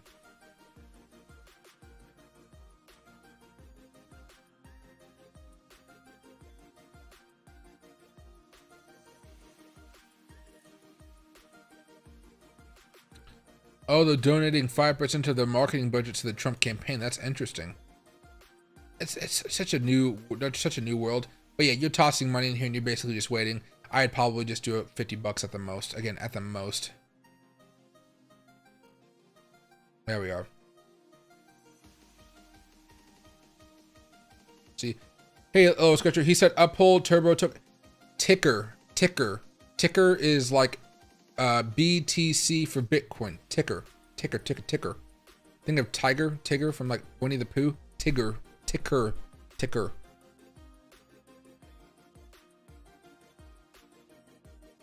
And hey, Thug Nasty, bro, you should have been buying Bitcoin all last year. With that said, buy it and hold it now.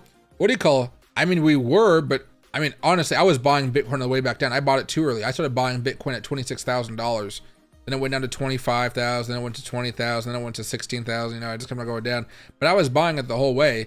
But that Bitcoin that I bought back then, a lot of crypto that I bought back then, I'm not even thinking about selling it right now. There's no reason for me to.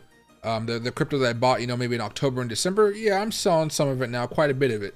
But the stuff that I bought years ago at the very low prices, I don't sell that type of stuff until the cycle high is really come into place, when I can really see something really bad on the horizon. You know, we can have our ups and downs in crypto and stuff like that. We're not at all-time highs. We're not at that point where I think I need to be selling anything as far as those really long-term positions.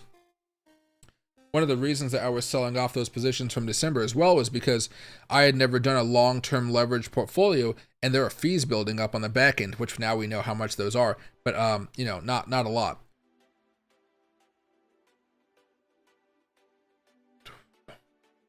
There was a Baby Trump ETF last bull market that was rugged. Oh, be careful with those ones. I mean, I wouldn't be surprised. You know, again, politics is a nasty business. You're probably going to see some type of rugging going on. I hope they can find the people that rugged last time, though. Ticker is Turbo. All right, thanks, Amir. Okay, there we go. There we go. Now I have a ticker I can see. There we go. OKX? Probably OKX, yeah. Alright, so it looks like it's a pretty recent chart. It opened up back in June of last year. That's fine. We got a lot more data than some of the other ones here. High and the low. A little bit of resistance. Okay, your short-term price target for the next few weeks is going to be 0.0028524. Let me go over here and let me just type in Turbo.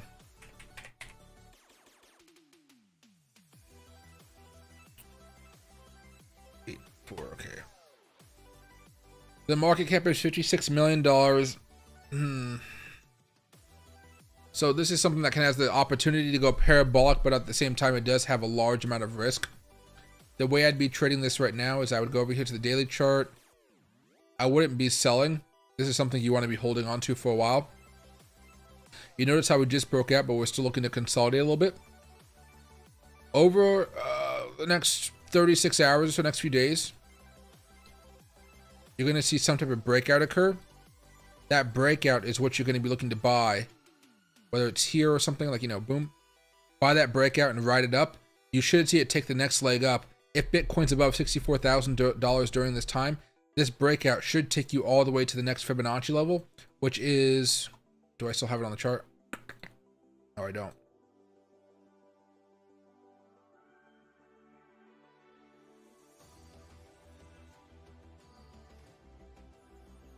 Which is up here around 0.0016287. That's the way I'd play this right now. You're just looking at some basic consolidation. This is not the only token consolidating right now, but because it has low market cap and it's on MEXC, which not enough people trade on MEXC, you should be able to see this have a pretty significant pop. The only concern is, you know, maybe you want to buy before that breakout occurs. There's a little bit more risk on top of that, but if you're looking for a swing trade or something you can hold on for maybe a day or two, that breakout is what you're looking for. If you already hold a position in this one, you're basically just waiting for that breakout, this consolidation to finish, and then over the next few days, the next leg will come up and it'll push you up even higher. But at this point in time, you know, you're basically just watching regardless if you already have a swing trade open or if you're looking for something to open up a new trade. You're waiting on either end. Both are really good opportunities. If you already bought it, you're fine. You don't have to do anything. If you're looking to buy it, you're basically just waiting for a breakout to say, hey, when I buy, the momentum is going to carry me higher. If you want to buy right now, don't be surprised if it heads down a little bit lower. However, it's still going to be good if you're able to just hold and kind of not do a crazy leverage trade on it. Your position will go up over the next few weeks.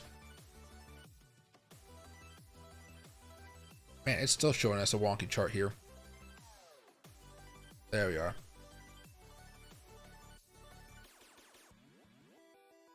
And hey, Carib, Turbo is a great project, both meme and AI. That is a powerful combination, a very, very powerful combination.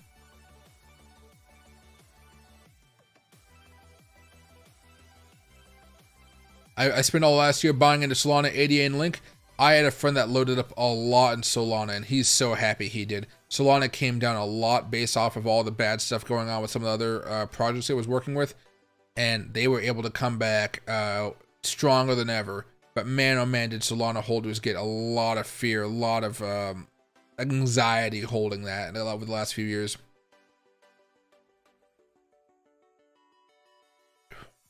Bad time to long. Right now, we're at a resistance level. We're trying to break out and hold above it. We're having a little bit of issues here. You really want to see us close above this on the daily chart, but we still got like, you know, what, 20 hours, 22 hours basically until the candle closes on the daily chart. So we're fine. Right now though, you're looking for altcoins. I have a long Bitcoin position, but I bought it a while ago, you know, so I'm basically just waiting to see if it goes up even anymore. If I take the loss, I take the loss, but I'll be fine with that. Hey, AMR. Thanks, I bought in October, just been holding it. Oh yeah, you're doing fine then, you're doing fine. There's no reason to sell right now. Remember, Bitcoin isn't even at all-time highs.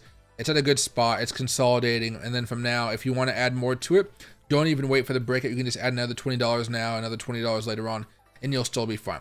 The only thing is, I would say, if you are trading this with leverage, please don't go overly zealous and do a very high leverage, because if that thing dips like 20% in a day, you may get liquidated, and I want you to be able to hold that position until it really can make you a good amount of money when the altcoin season starts, when all-time Bitcoin happens, which of course we are not in at this point in time.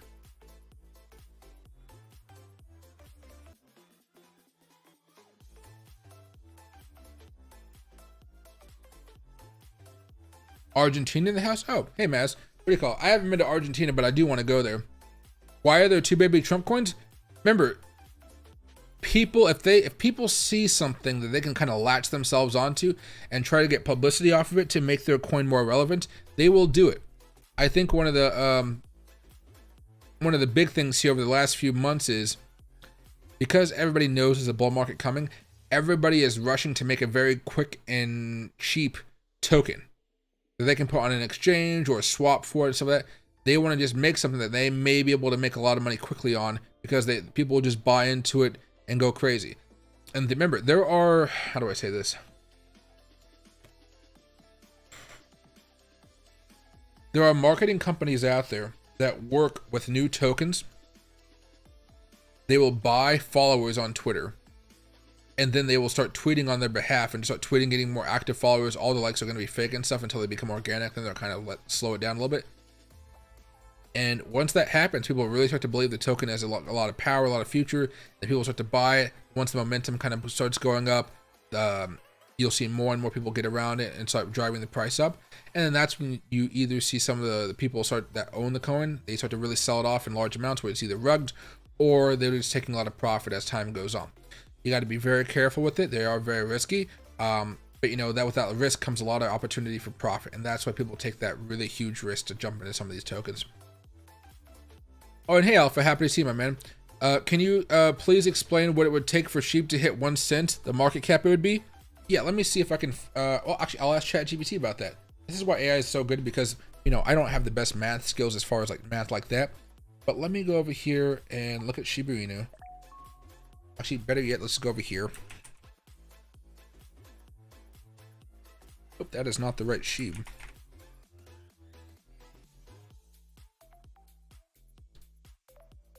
All right.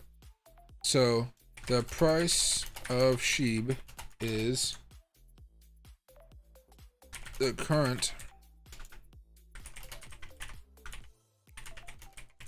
market cap is 13.01 billion. What market cap must Shib get to in order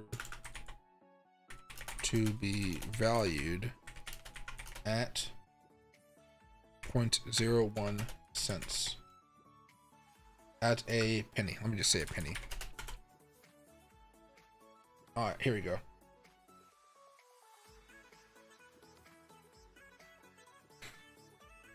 It's analyzing. It's analyzing. 5.42 trillion, which is why I say it most likely will not hit a penny. But that's a very good question. So Shib needs to hit a market capitalization of 5.42 trillion.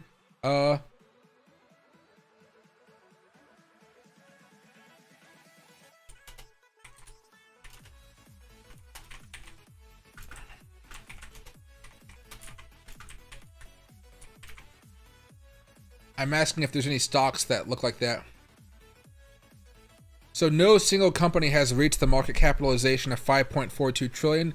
The closest that would figure were the tech giants like Apple and Microsoft, which have surpassed the $2 trillion mark. So it'd have to be larger than Apple or Microsoft. It would be like Microsoft and Apple combined. That's the market cap you're talking about there. It'd be a lot. You know, it'd be a lot.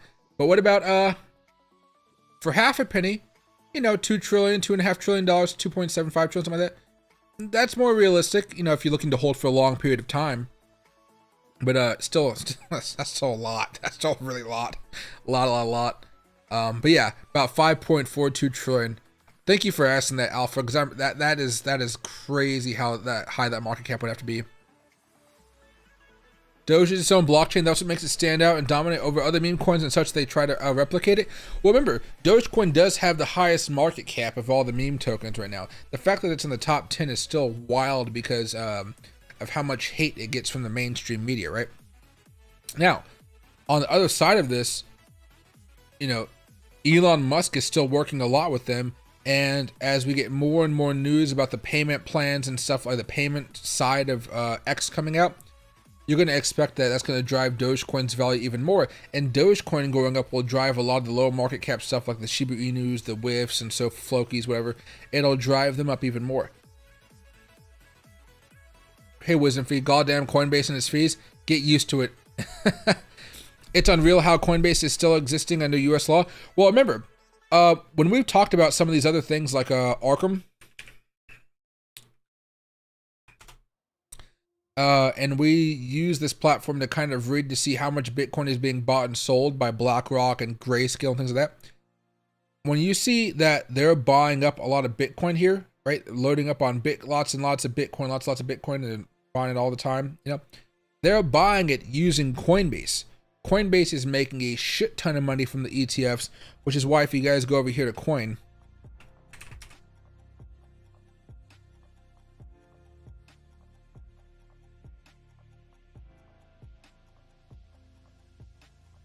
right? Coin has been coming up a lot. A lot of these different apps and whatnot, they're finally making some good moves. So Coinbase is finally up to the level it was back in March of 2022, right before crypto crashed, you know? So it's doing very, very well. And the next earnings report, it better be blockbuster. I mean, you saw it had a small gap up from here to here, from like $167 to $191. No, this next one over here, whenever it comes out, and May 8th. Ooh, I'm going to be trading that like crazy. Same thing with Hood though. Robinhood. I own Robinhood, a lot of it. Finally, I'm up like 100% right now. Thank God. You don't know how long I've held this. I was buying up Robinhood all the way over here. Then I stopped. I bought a little bit more. Then I started going up a little more. You know, about damn time. Today, it's about damn time. But again, cryptocurrency is going to lift a lot of boats here. It's going to make a lot of people wealthy, and a lot of these people are going to be stock investors too. Oh, Bitcoin, what's happening? What's happening with you right now? 15-minute chart. Yeah, this 15-minute chart looks like it needs to consolidate.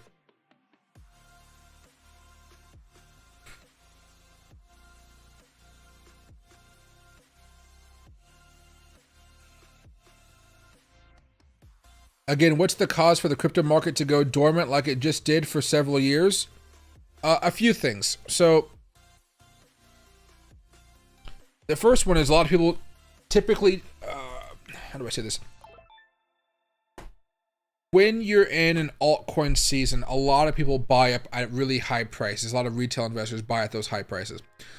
When the market crashes, they don't typically have stop losses because it's their first time buying into a market. So they're not buying low like us and selling at very high prices. They're not doing that. So when that occurs, they are stuck with large bags. And every time Bitcoin goes up or whatever asset goes up, they try to sell some of those bags to recoup some of their losses or make their losses a little bit less. And so that keeps the price pretty far down low. In this recent cycle, what we also saw happen is because there was a lack of interest because of a whole host of other reasons. The big reason was exchanges were under a lot of scrutiny. So people really felt afraid of putting new money into an exchange. So as you guys know, during the last Bitcoin bear market, or crypto winter, we saw Coinbase had a lot of issues with volume, just like they did a few days ago when Bitcoin was going up. You saw Celsius go down, you saw BlockFi go down, you saw Voyager go down, you saw FTX go down, you saw another, some other exchanges go down as well, but those are the big ones. And who wants to invest in cryptocurrency for the first time when you see that? I'm sure a lot of you guys that like cryptocurrency, you might have actually been talking to a friend during that time and say, hey, I'm starting to buy up some Bitcoin here. Bitcoin's all the way down at $20,000. I'm going to start buying some. Well, I was telling my friends about that, but you know what they said? No, it's too risky. I don't want to buy it. It's just too risky right now. I'm afraid that if I spend money on an exchange, it's going to go down. So, there was even fears that Coinbase would go down. We saw Luna going crashing and burning. There was a lot of fear that was somewhat justified, but some, on the other side, maybe not as justified. Regardless, the fear was there. and that happens every cycle. This cycle, it was so much worse. I think what made this cycle a little bit better though was the fact that FTX, it caused the whole world to look at cryptocurrency. There was a little bit more how would I say it, regulation and like surveillance over cryptocurrency. And during that process, we saw a lot of companies finally start to win some lawsuits that really picked everything up. The SEC's credibility on cryptocurrencies right now is very bad, because they keep on losing, because they keep on trying to go against the current law of the United States, and they're the bureaucracy. They're supposed to follow the law, not try to make up the law. And judges have been saying the same thing to them, like, you can't be making up laws like this. It's not the law. But typically, people just get stuck in their positions, and it takes them a while for new money to get in there. Because remember, there was a lot of people that put mortgages on their house or went really crazy with it, and there's a lot of people that just, you know, they put their savings into it, and they bought when Dogecoin was at 65 cents. You know, it takes a while for that money to come back into the market.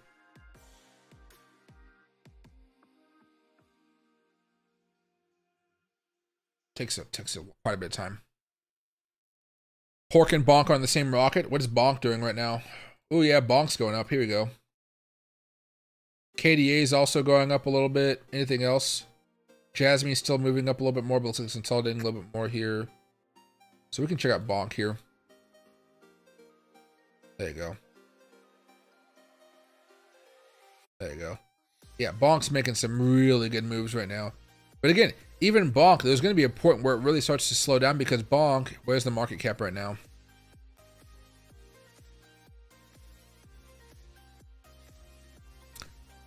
$2 billion. You know, there's going to be a point where it has to slow down just a tad before it starts to rally up to $10 billion, $30 billion. Bitcoin's not at a price where it needs to be at that high as far as market cap. Heck, even WIF is catching up pretty closely. Just geez. Fetch AI is chasing as well. Floki's still going up pretty well. You know, those meme tokens that haven't hit $1 billion market cap, those are going to be some opportunities that you guys are going to be looking for.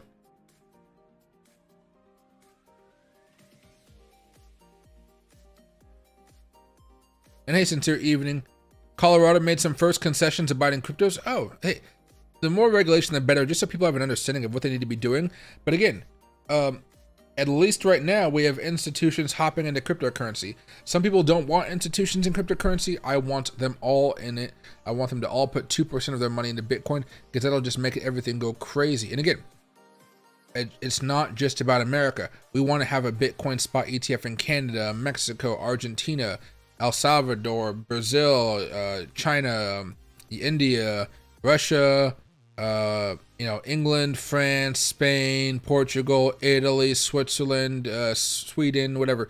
We want to have spot Bitcoin ETFs everywhere, because again, Bitcoin, it's around the world. It's not like there's a Bitcoin American market type of thing working out. So we have access to get money from around the world, which people don't technically get, I don't think, sometimes.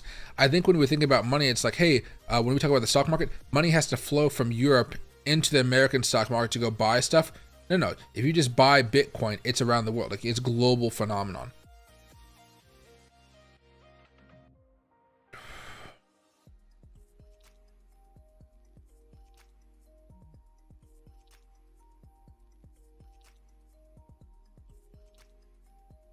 Hey, Itty Bitty, thanks for being a member, by the way.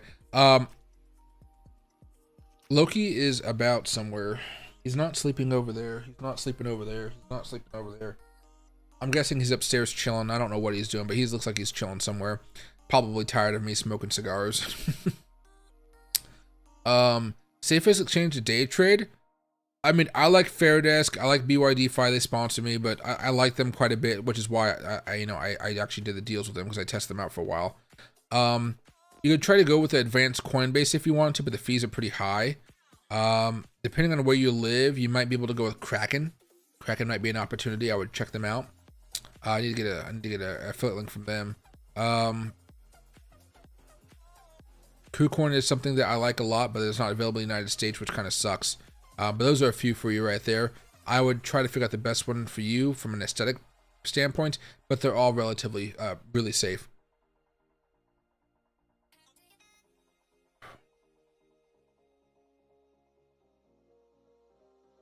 Right here. I agree on moves. Bonk is moving well. Yes, it is. Yes, it is so far. Litecoin pump due soon? I'd be holding on to it, but I'm not expecting a pump to happen at least for a couple days until it consolidates a little bit more. There is WTF in Canada, bro. WTF? Maybe ETF? Maybe ETF. Planning to become a millionaire this bull run? I think a lot of people are, but there's going to be a lot of millionaires that never realize their millionaire profits. make sure when you're a millionaire you sell. That way you're walking away with millions of dollars, and that's the way to go. Because then you can always spend millions. Like you can spend a few $1 million, whatever you need to do, but you can keep $1 million or $2 million, whatever it is, and reinvest it the next time Bitcoin goes, down a lot. Because this next bear market, whenever it happens, it's going to be the first bear market where institutional investors are going to be getting out at the same time regular investors are. And, right now when we go talk about, BlackRock buying up a lot of Bitcoin and whatnot, right now, it's only Grayscale is selling Bitcoin. I know it's kind of hard to see, but only Grayscale is selling it. Eventually, everybody is going to be selling it. Everybody.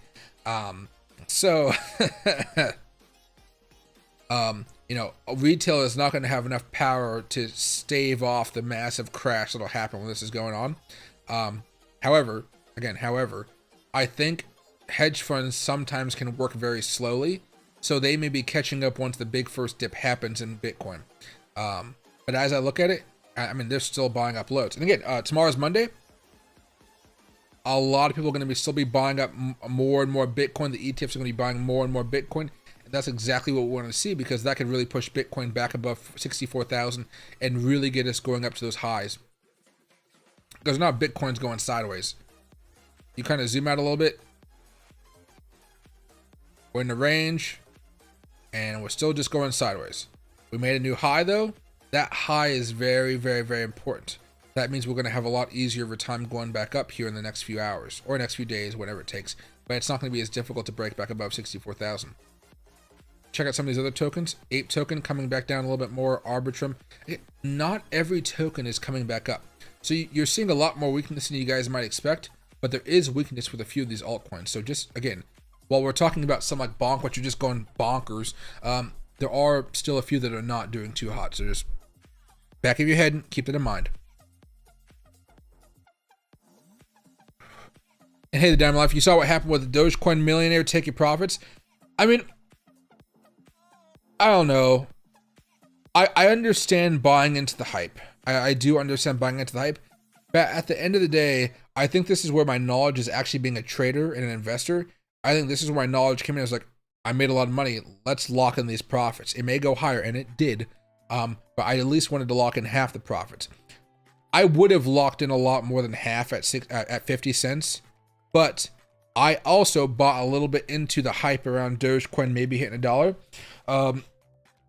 And that's just the way it plays sometimes, But it's a lesson. I think his failure to sell is a lesson for everybody.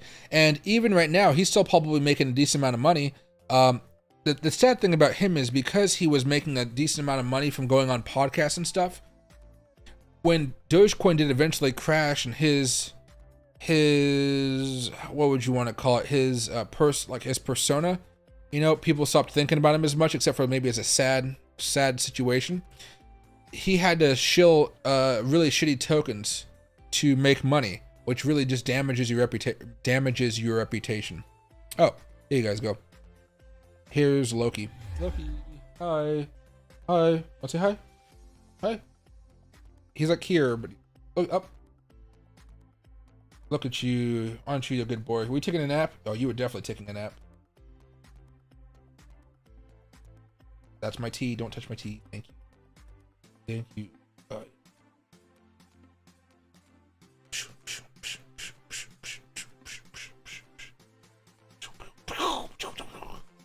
Using a paw is cheating. Oh, my bad. Where's Loki at? Oh, there's Loki. Oh, I'm so sorry. Did I make you worry? You're not invisible. Sometimes I pretend like he's invisible, and it's like he hates it so much. He's a drama queen. He's a big drama queen. There you go. I ordered some treats for him from Amazon, and they come here later on tonight or tomorrow. I'm super excited. Not as excited as he is. When is the Hong Kong ETF? I don't know. Hong Kong has been getting taken over more and more by China, and I think eventually it'll come, but it'll only come in Hong Kong. It won't come in Shanghai or something.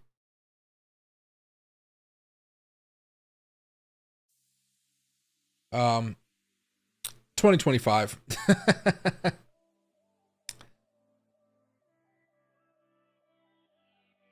Lobster. Oh, Loki's a stud. Lokester. Oh, Lokester's a stud. Yeah.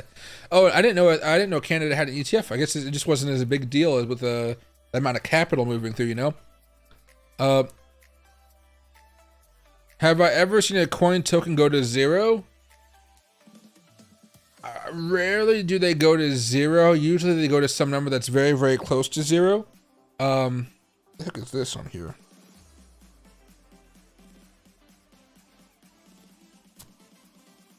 Got something on my shirt from going out today. No, rarely do I see anything go to zero. It usually goes very, very close to zero, but not to zero, because there's usually somebody still trying to buy it up, and there's a bid-ask type of scenario there. It might go for a flash second or something, but I doubt it. I've never seen it happen before. Usually it comes close if it gets rugged, very, very close. Okay, hey, Desert Greek, Vegas, Nick, I want a Loki. I mean, Loki wasn't too expensive. I've never been the type of guy that really wants an expensive, showy dog. But when it comes to Loki, I got him for 1,500 bucks, white German Shepherd. Got him from these guys. As we kind of wait for Bitcoin and all these other things to make a move here, I'll show you this very fast.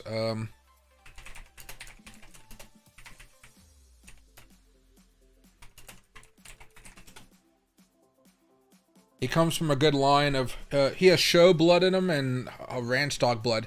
That's his, I can't tell if that's his dad or not.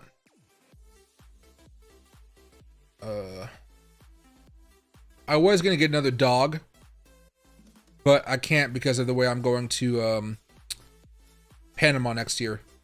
That's Loki's dad right there. I don't think I can zoom in here. Open image, new tab. Nice little winter coat. That's Loki's dad. If I let Loki grow out his hair, that's what he would look like. I like my innocent little pup over that, but this is a pretty cool looking dad, right? His mom is not Sakura. That's his mom, right? Mom and dad, cute little dogs. They live on a ranch, pretty chill. You know, it's 1,500 bucks, not expensive at all. And the owners are really, really nice people. They do want to make sure it's going to a good home, so they do ask a lot more questions than I would say the average breeder. But I like that. I really do like that. But yeah, really cool owners, really cool dogs, and really nice people. Can't say enough about them. They've been amazing. And they also have some new black German Shepherds. Is the one I was gonna get. I was gonna get the puppy from these two dogs if I can find them.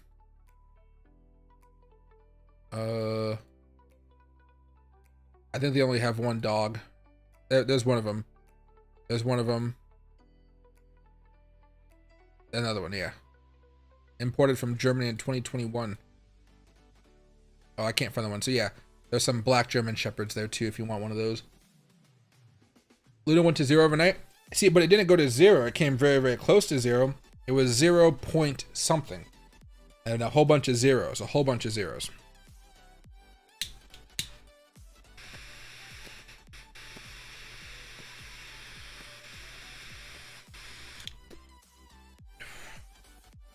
But yeah,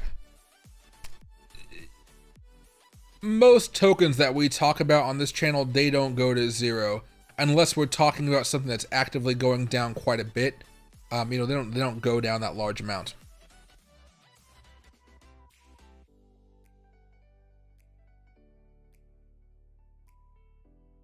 NA Bovine, Crypto Lifer gave you props. Any upcoming collabs? I do not think so with him, but I will ask him. I mean, I'm not good at reaching out to people to do collabs. It's just something that I guess I'm just not good at. I don't know why. Because I enjoy talking, of course, as you guys might imagine. But I'll try to reach out to him on Twitter or something. I'm glad he gave me props. You know, I like hearing from other people that they think I'm doing a good job, or maybe I need work. You know, either one. But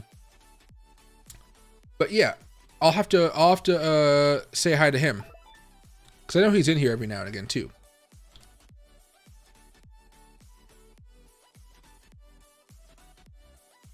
And as mentioned, I do not keep up with token unlocks. Not really. Typically, what I would do though is, who's the channel that talks about that type of stuff? If you type in newest crypto unlocks, there's usually like 1 or 2 guys that have all the views for it. They're not massive channels, but they know it all. Let me see if I can find it.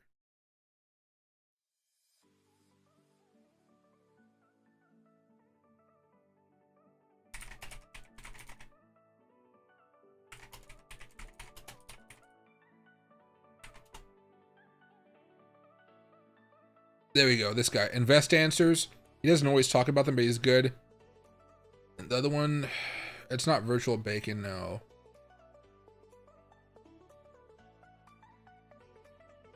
No, I mean, here's one, Dynamo DeFi, but it's not him I'm thinking about. I don't remember the second one, but Invest Answers, he always has these long streams where he's not really necessarily in front of a chart, but he's just kind of talking, and he has a good vibe to his streams. His technicals are not always on point, but I still like the way he talks and discusses the overall market as a whole. He kind of zooms out, you know? I like it. But I would spoil him like you. Loki's very, very spoiled. Very, very spoiled. That Lucy chick that had like $1 million in unrealized gains in Doge also did not sell. She recently made a video about it. Felt bad about her. She went through a lot. It's hard, guys. Remember, I got death threats because I sold Dogecoin at 50 cents. You know? But I was like, it's money. Like, again, you know.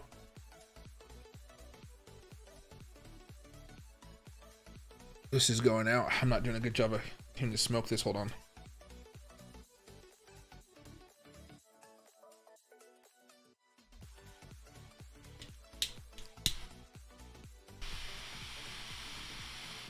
Give me a second.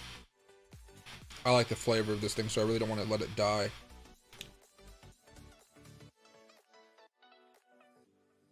All right, there we go. All right. You guys know that I grew up in the ghetto. Let's just call it what it is. I not the best upbringing, whatever. However, I have a great appreciation for money and what it can buy you. Which is why I don't have a brand new car. I am living in a house. That's nice. I pay for that type of stuff. But, you know, I don't have some fancy car like a Lambo or anything like that. Although I probably could afford one now. All I want to do is make money, and I will use that money for large purchases when I need to. But it's more of a quality of life situation with me. You know, I like to have stuff that makes my life easier or just a little bit better. I pay for premium teas, things like that, you know? I really enjoy having very high quality teas. Some are imported straight from China, some are imported from Japan. They're expensive, they're very, very good, and I enjoy them a lot. You know, I don't get Arco gas because my car doesn't like it. I get gas from Shell, minor things. My car is pretty well, you know, it stays pretty nicely. I pay every now and again to get my car detailed. I get car washes whenever I want to. I don't have to worry about my budget. You know, sometimes I go a little bit overboard on credit card spending, but I can pay it off within a couple months if I really need to. So it's things like that. I get to go on vacations when I want to. Right now, I'm kind of more worried about leaving Loki alone with somebody, you know, but now that I know I have somebody that I can trust to watch him, now I can go on a little bit more vacations here and there. It's that type of stuff that I like to do. I have a soda stream. I have all the nice little Ninja air fryer equipment. I can have somebody come in and clean my house when I want to. It's the quality of life stuff that I aim for.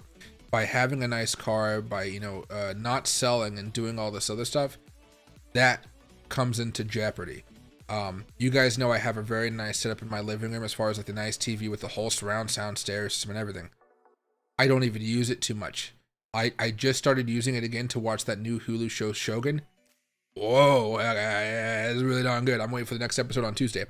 But it's stuff like that. It's quality of life. And when you don't sell, you know, again, I have a trading background. when you don't sell, it can just come back to haunt you. It can really come back to haunt you.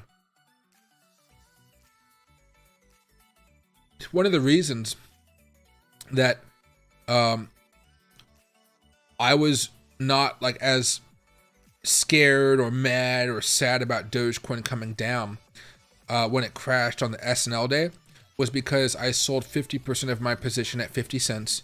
I sold 10% of what was left on at 60 cents, another 10% of what was left at 70 cents. And then from there, I basically just didn't sell anything else. So by locking in those profits, I already knew I made a bunch of money, and whatever happened to the rest of it, I was okay with it. And I really only held on to it because, again, my channel at the time was 100% dedicated to Dogecoin and these really volatile tokens. And even now, we're talking about lots of volatile tokens like a WIF or even still Dogecoin, you know, hopping up 100% a month, all type of stuff. I'm happy to talk about all of that. But I always try to stress, like, hey, you have to lock in the profit somewhere. It doesn't have to be now. Bitcoin hasn't even reached all-time highs. But you guys have to have some type of plan in place for when you guys want to sell. And again, it doesn't even have to be a monetary number or a specific amount of profit. You could be looking to sell based off of what Bitcoin's price action is telling you. That's what I typically do, you know?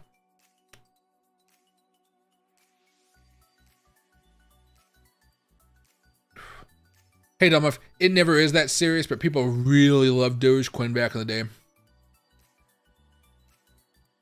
And then, Mr. Drummond, I would long after the correction. Yeah, I mean, most people are. I mean, every correction that we've had, everybody's been buying back into it. There's not been a good opportunity to short at this point. Living with Lucy lost 100K in options. Oh, geez, she got greedy, wanted 150K. She's crying. I mean, I hope she didn't ask for. I hate when people say that and they ask for donations. I hope she didn't ask for donations, but she seemed like a chill person. She seems like a chill person.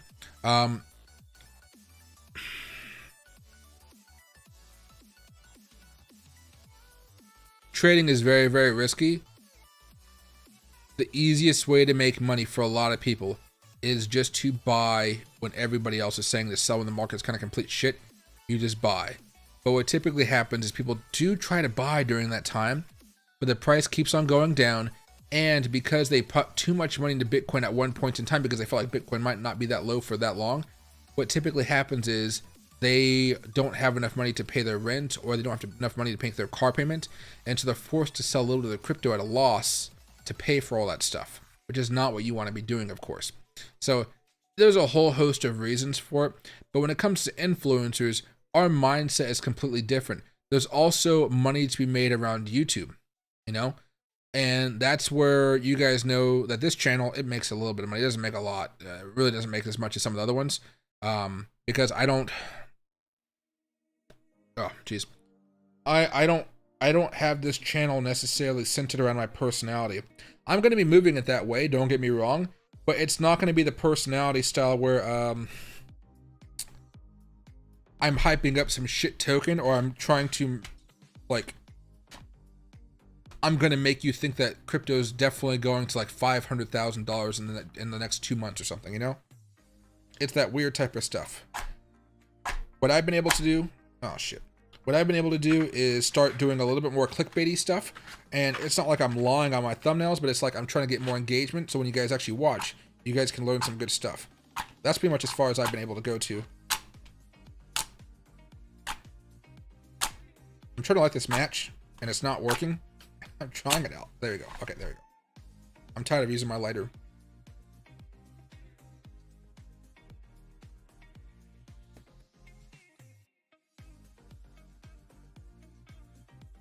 There we go.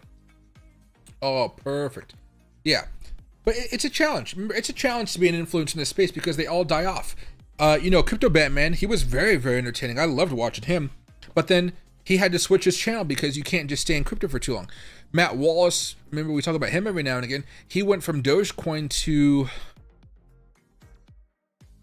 whatever he is now. Right? So there's always different types of things going on right now. Chai tea for the win. I love chai tea. I absolutely love chai tea. Hey, night, Tyler. What type of car do I have? I have a 2013 Ford Fusion SEL. So it's a nice Ford Fusion. When I back up the car and I look, the rear view camera is in the mirror, the rear view mirror. So I love that. But it has all the bells and whistles and stuff like that, navigation, all that cool stuff. But it's not like a new 2020 car or something, not like that. I thought about getting a car, but once I knew I was going to move to Latin America, I'm just going to buy a car down there. It won't be even a nice new car. It'll be something that's useful for getting around, so maybe something of an SUV or something, but I'm not entirely sure.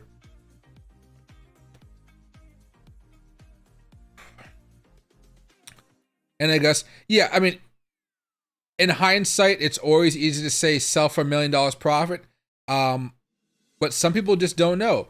Like, some people really get into that hype zone.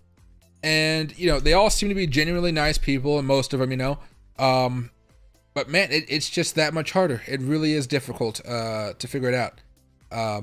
I try not to pass judgment on them too much, but it's... This time around, they know better. This time around, I'm hoping they can make all the money in the world. Same with you guys. You guys have been through the gauntlet. You guys have dealt with all of it, the good and the bad. And now that you guys are looking at the, a really good amount of money coming your way, just got to be patient. Some people have different plans for the money that they have. Some people have different money for bags and whatnot. Some people have just maybe bought a few days ago and they're kind of waiting for it to go higher. Everybody has their own situation, but I'm hoping that they understand that, at least the market's going to be going higher. And hey, DK Wilson, I do not watch Eric Crown. I do not know. I don't know who he is.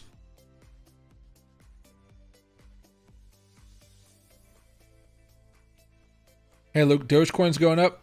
Oh, it looks like it's up 3%. There, it's breaking out right now. That's a nice little move for Dogecoin. Now it's up to 15.1589. It could be heading up here towards 16 cents. Bitcoin's also trying to make another move back up slightly. Again, everybody's just getting shaken out here. We're going to have to live with some of these moves for the next few weeks. We're definitely going to have to live with some of these moves. But again, consolidation, maybe a breakout happening over the next 13 minutes. From there, we shoot back up, and then we start grinding back up again towards $64,000. And hey, Kilo, blue shirt helicopter. Oh, yeah. Oh, my gosh.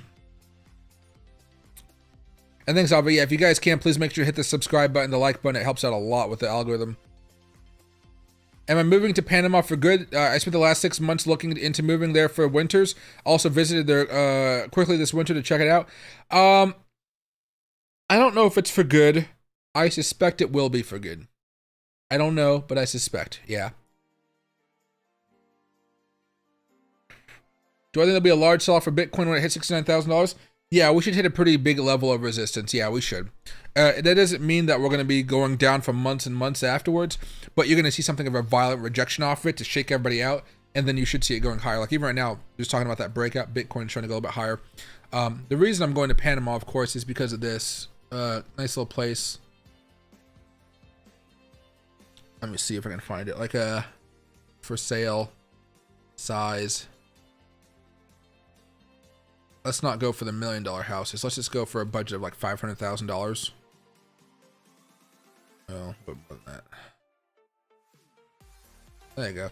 I get a 5,000 square foot house for $500,000, right? Or I can get this 4,000 square foot condo.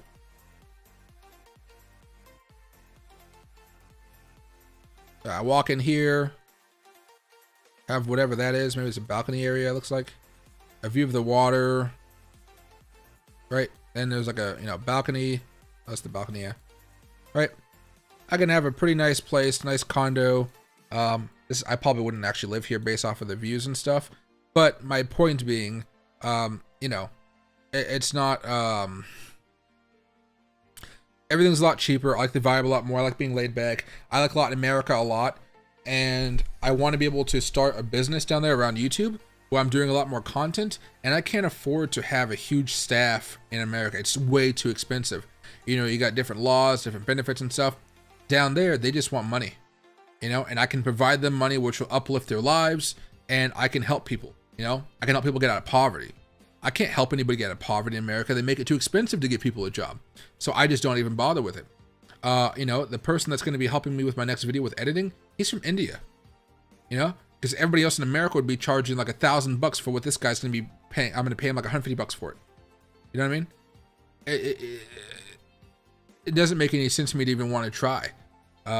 So when I go to Panama, I'm going to have a home streaming office so I can stream with you guys and do this type of stuff and talk, and maybe you guys will see a nice view in the background or something.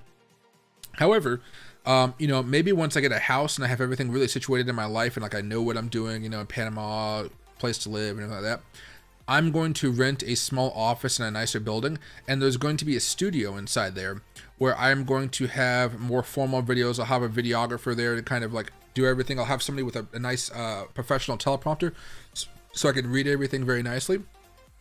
I'll have all of it, and I'll have a staff that's able to help me out. I can't afford that type of stuff here. It's just too expensive. And so by there, I can grow the channel. I can help you guys out more.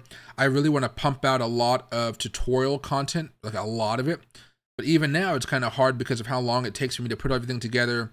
You guys think I know everything when I do these long tutorials. No, I have to learn a lot of stuff. Then I make the video for you because I know what I like to do. But when it came to like the Lux Algo price action, the Lux Algo smart money, or whole suite indicator, or the lazy bear indicators, I have to learn everything I can going, you know, down, like, what does this do? What does this do? What does this do? What do all these little buttons do? What do all these little numbers do? What do they do? And then from there, I will teach you guys everything that I know throughout the video. But I also have to learn and make sure I know everything. That way you guys don't have to find other videos, because again, it's very annoying to watch a tutorial and then still have so many questions. And I try to answer as many of those questions as I can. Even if the algorithm does not reward me for it, it's nice to see people that can watch it, they enjoy it, and they actually learn something from it.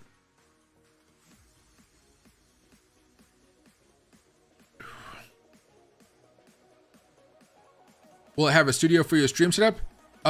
Yeah. When I find an apartment, it'll have a place. Like here, if we're talking about where I might be living, like here's a few examples. And Bitcoin's going up right now, so nice move here.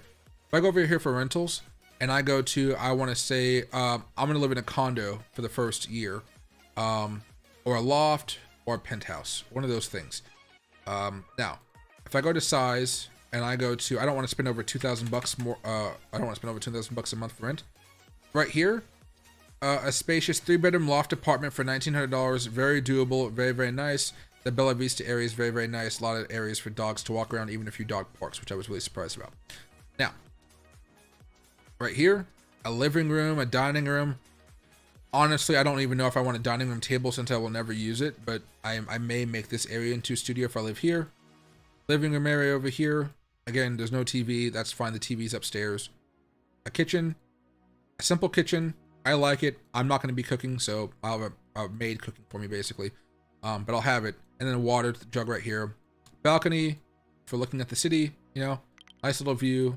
Fine. Look at that little pool down there. That's kind of cool. You got a den up here. See this right here? This den. I may make this into a studio where I have my desk and I'm recording up here. That I think I want to do it like that. I also have a master bedroom over here. I got a second bedroom. I can have a video equipment here. I can have them move all of this stuff out, and I can just have a desk in here and record. Or there's a third bedroom, which looks like just to be a kid playroom. I could also just have this as a studio if I wanted to. So I got tons of different options. For me, because I like the aesthetics normally of what you guys see behind me, I'd probably make the den, this type of area, into the office space. But I'm not in touch, and I may move some of this stuff, this den, into one of the bedrooms. So, you know, it kind of depends. But ultimately, you know, I'm not even sure I'm going to live in that space. Well, I know for a fact I'm not going to live in that space, but I'll have tons of opportunities, and I'll be able to make some good money off of it, you know, with YouTube and stuff like that. But going over itty bitty, you know, you can rent a great spot for $15 a month in Panama with a cook and a cleaner, another $400 a month full time. Exactly, yeah, really easy. And oh yeah, there he goes. Rent, yeah. There still is a very good chance I will rent long term. But if I see a property that's very cheap, I might snag it. Mostly because I know that rents are probably going to continue to go higher there, but I'm not entirely sure. Like if I have a lot of excess cash, I'll probably buy something. But I think renting is probably the best choice. I'm on the fence about it. You know, just in case I ever have to move back to America, I don't have to like worry about selling it. That's the big thing. Maybe all Panamanian mics in the works. Remember, I am half Hispanic. Oh, and Bitcoin's already back up to 64,000 pretty much. These cigars are going out way too fast, and I'm just not smoking them enough. Here, hold on.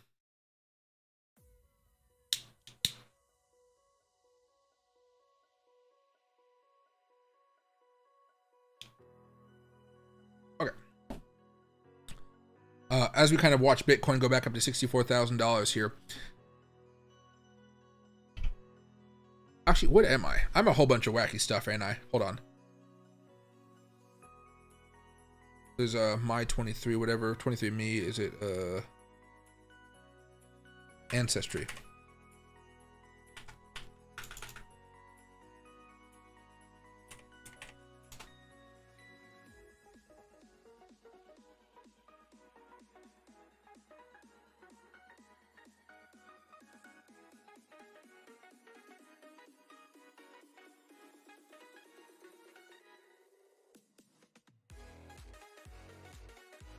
Bitcoin's getting hit back down a little bit here.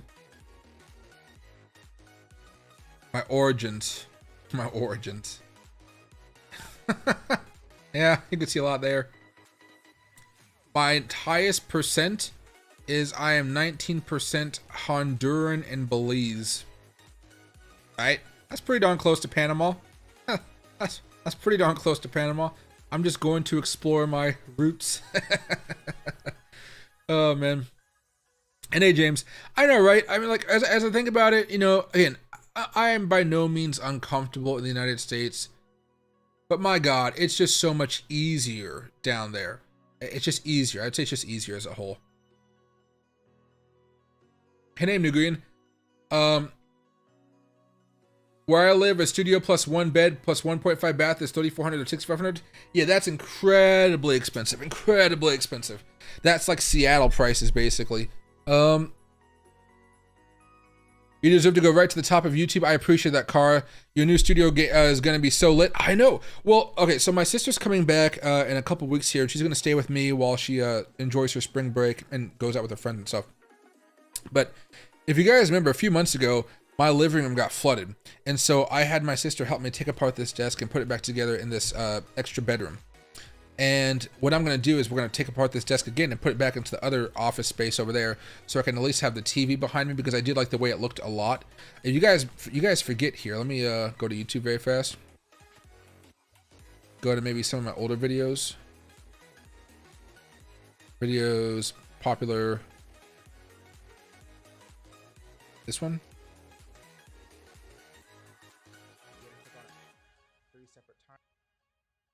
You guys see I have the TV in the back? It looks pretty nice, you know? Damn, I'm thinking I'm gonna grow my hair out pretty soon. I've been getting it bald for a while now, but I do want to let it grow out a little bit. But it's nice to have that fancy setup behind me. It adds legitimacy. All right, this cigar is done. Why are they dying so fast on me? Actually, let me do this.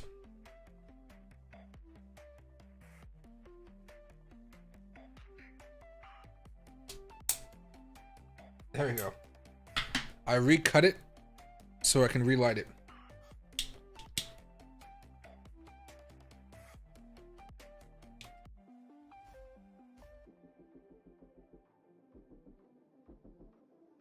Oh, it's tunneling a little bit. That's what's happening.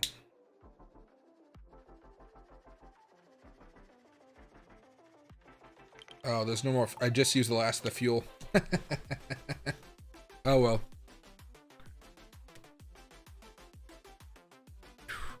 I should do a new profile pic with me and Loki. I probably should. I might do it for the banner, not for the little circle thing, because hardly anybody ever can see that. But I might do it for the banner here pretty soon. I gotta ask my friend who does all my stuff for that. You up 1.8% on Bonk right now? It's a pretty good move. What's happening right now? KDA is up quite a bit, even though it's coming back down a little bit more. Bonk is still moving higher. It just had another breakout here. It's going to try another leg up here pretty soon.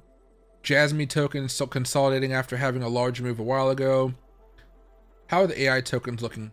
World tokens coming back up a little bit more. Ajax hasn't found a way to come back up since that drop yesterday. Wow.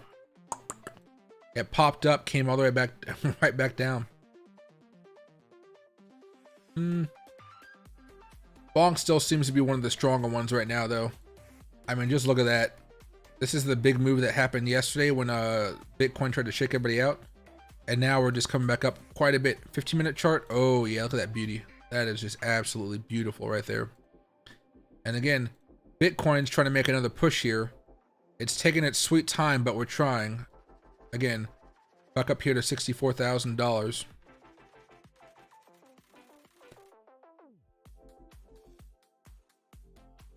This is tunneling. That's what it is. It's tunneling. That's why. All right. Thoughts on ADA? It's trying to break out right now. So if you want to hop on board, you can. I'm basically just waiting to see what happens with Bitcoin. The only position I really have a large amount of money in right now is Bitcoin at this point.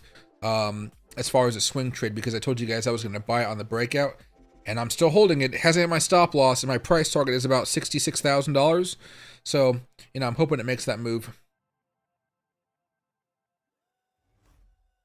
Still can't buy a Lambo with Bitcoin. Sad, really?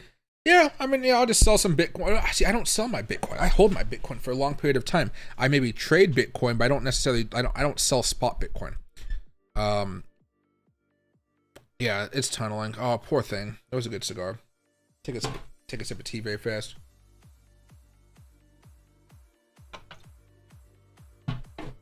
But no, I don't even think I want a Lambo. If I got a Lambo, honestly, I'd probably crash it. Probably crash it.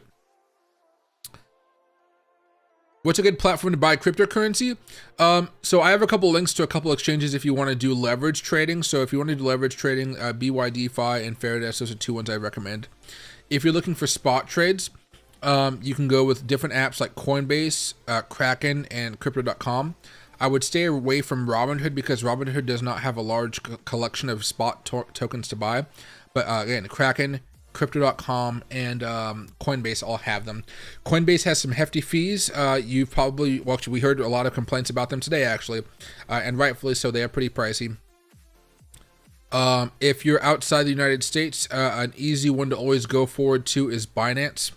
They've been going on for a while. They're too big to fail as far as the governments are concerned, because literally most of the data that we get from TradingView is all coming from Binance. Like right now, this Bitcoin chart is data from Binance. So there's a few for you right there. There's also KuCoin if you're outside the United States, and maybe Bybit if you're outside the United States as well.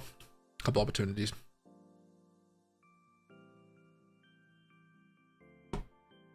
$100K at halving easy.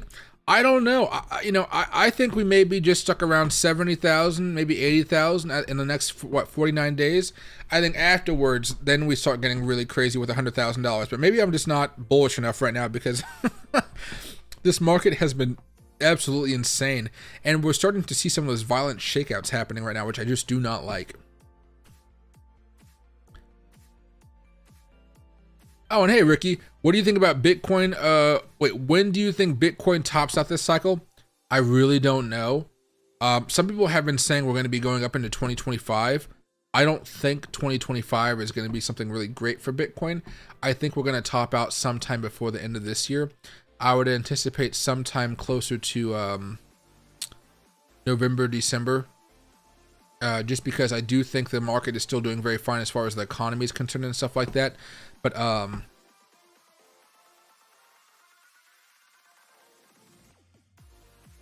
I don't know how long this rally could really last.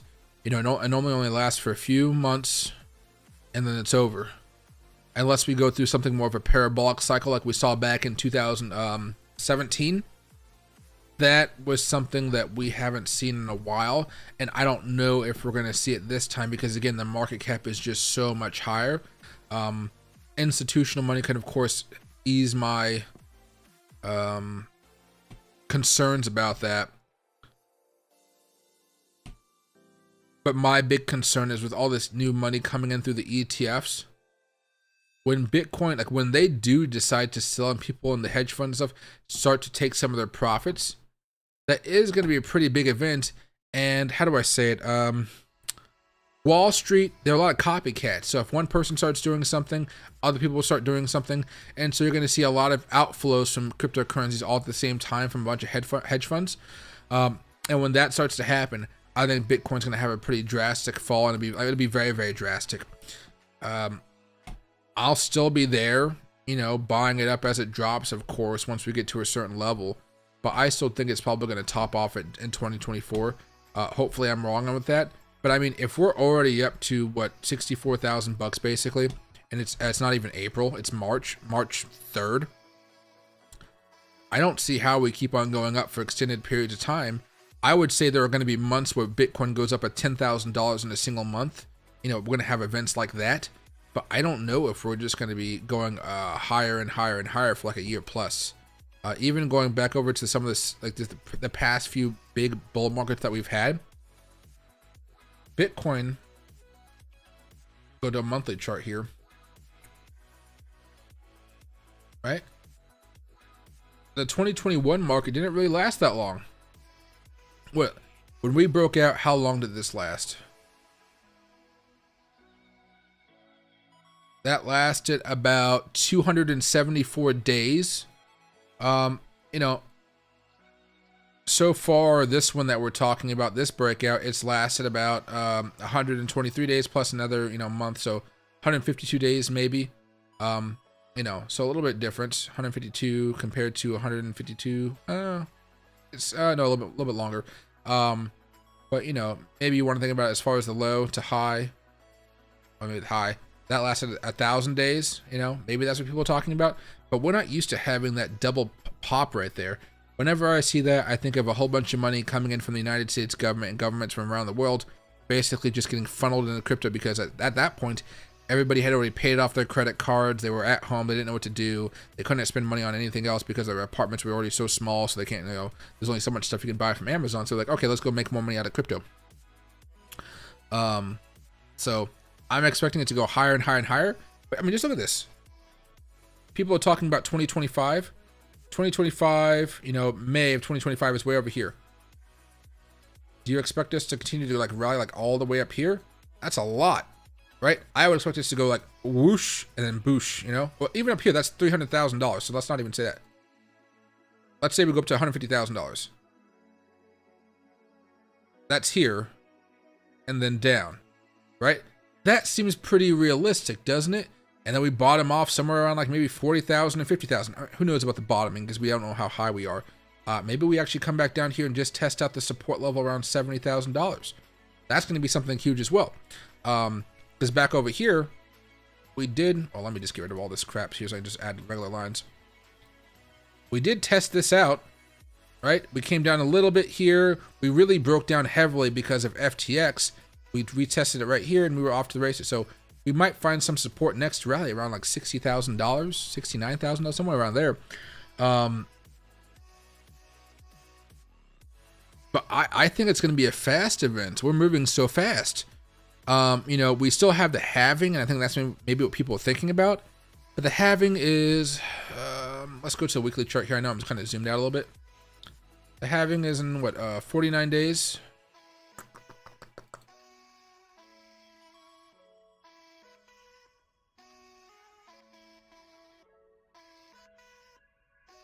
Let's do this. 49 days. So that is April 21st. Okay. That's the halving. Right? That's April. We still have, like, you know, March, May. Oh, sorry. You guys can't see my face. Sorry. I was pointing to the camera. May, June, July, August, September, right? October, November. That's like 7 months still. That's awesome. That's a lot of time. Maybe we can have something of a larger consolidation and continue breaking out higher. If that's the case, honestly, at that point, I think something would have happened to the dollar. And the valuation of the dollar would have gone bad. And the way I'm looking at it right now is, of course, America, we're in a debt spiral right now. Nobody's talking about it, you know, like in the media. It's really, really bad. What is it? $1 trillion every 100 days. Do you understand how bad that we've come in just a few years? Like, it's gone downhill so fast because we did all this big spending, but the revenue hasn't really adjusted to it. And on top of that, inflation is really killing the middle class and the lower classes right now. Oh, Bitcoin, you couldn't break out soon enough. Go to the 5-minute chart. But yeah, I don't know. Maybe something would happen with the dollar.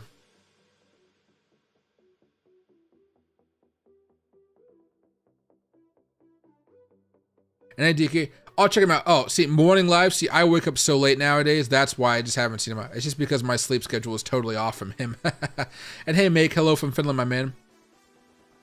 What about Binance? You can go to Binance. I just don't bring up Binance too much. Well, actually, I did bring up Binance a few minutes ago. I did bring up Binance. What am I talking about? I don't normally bring it up because out here in America, we don't have access to Binance. We don't have access to it.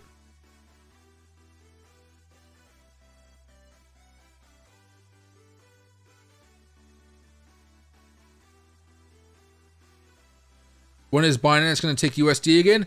I don't know. There's only so many exchanges that allow you to move money over. Right now, I usually go with Coinbase. So, you know, you put money in from your bank account to Coinbase and you transfer it, you withdraw from Coinbase over to another exchange. You day trade or swing trade with leverage on the other exchange. And then from there, you withdraw it back over to Coinbase and then you bring it back over to your account. A lot of fees involved, as you guys might imagine. But if you guys do pay for Coinbase One, if you guys are using large amounts of money, it does make a difference to with the amount of money you can save. Like my Coinbase fee, what is it, like $30 a month? I save hundreds of dollars every month by paying for Coinbase One. And hey, Ron, Bonk needs to chill. I missed the buying opportunity last night. It did happen later at night. Most people are not awake. Is Bonk still moving out right now? Oh yeah, it is right now. Jeez, Bonk, yeah, Bonk is going high.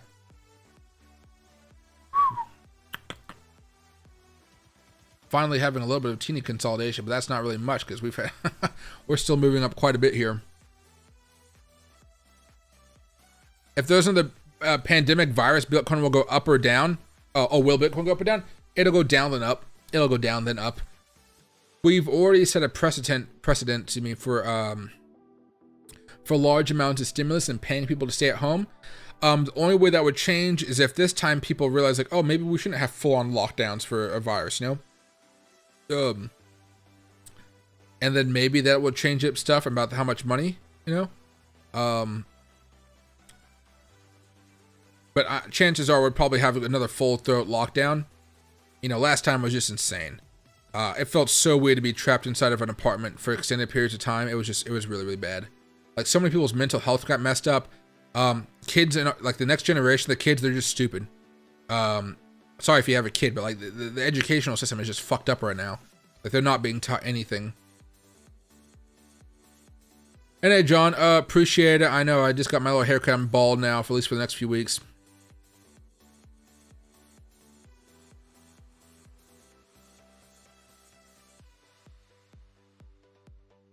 According to the history bureau, it always pumps after Bitcoin halving. Do you think it will pump after the April halving? Maybe not immediately, but it will pump for months afterwards. Yeah, it might not happen the day after the halving, but yeah, it'll be pumping up for months and months and months afterwards. I just don't know if the pump is going to be going all the way until 2025. That seems kind of excessive to me. And again, we'll be watching all of this stuff for a while, but typically what happens is Bitcoin goes parabolic. Okay, yeah, let me show you. Do I not have moving averages anymore in here? What happened to them?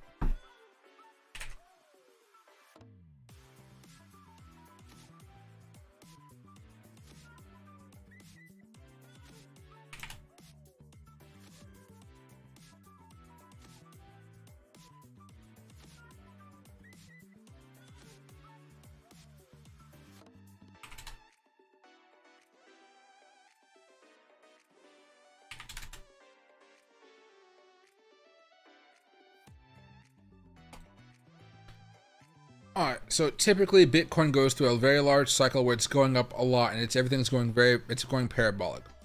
During that time though, we're moving so fast that the 20-day and the 50-day moving averages never have a death cross. They never break down, okay? So they never have that crossover. So you keeps going up, up, up, up, up, and eventually Bitcoin stops going up parabolically. Just for whatever reason, you know, people are exhausted, the buyers are exhausted. There's just not there's not enough money, and they're really pumping everything higher. We start to slow down a little bit. And you see right here, from the period of February 21st over here towards April, so that's February, March, April, for about a 3-month period of time, we weren't really going parabolic. Yes, were we going up a little bit? Yes, but we were not going parabolic. When that happens, you know the time is getting close for a larger move down on Bitcoin. Happens every cycle. Sometimes it happens very fast. Sometimes it takes a little bit longer time. And we stagnate, and then we fall down, okay? So when that death cross happens after it reaches the all-time high, it's usually not a very good moment for Bitcoin. So here's an example. It went down afterwards, of course. We had stimulus money. It kind of helped out a little bit more. Another all-time high. And then what happened? We stagnated for a little bit. Not much was happening. We stagnated. Death cross. And then boom, we started coming back down again. You can even do this all the way back over here in 2018. That's 19. Yeah, because this was the all-time high. See how we stagnated for a little bit? Stagnated. So from the time January, and the previous time December, for those 2 months, we didn't do anything. Kind of just went sideways. A little bit up, a lot of down, but overall kind of sideways. That's a bad sign. What we're waiting for this cycle is the same type of thing. And I'll be streaming the entire time, of course, to kind of break this stuff down. But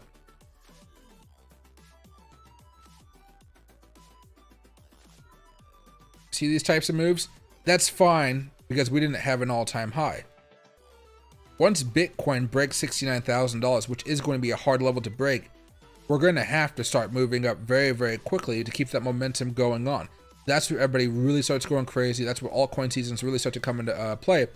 And maybe if I come over here very fast, and maybe I just show this to you.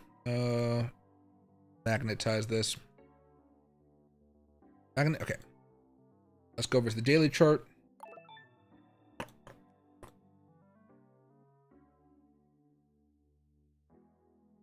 See how it took a few weeks to really break out? You know, it took like 21 days, you know, a few weeks to break out. Once we broke out though, poof. A little bit of a flag, a little bit of consolidation, sure. Consolidation a little bit here, whatever. A little bit there, a larger consolidation here, right? It happens. But basically, momentum has to keep going more and more and more. You know, we're probably going to see a pretty big drastic pullback here. This pullback was 31%, $13,000 for Bitcoin. It went down a lot. But we didn't have the death cross, which is why until the death cross happens, I'm not overly concerned even if we're going sideways for a while. I don't care.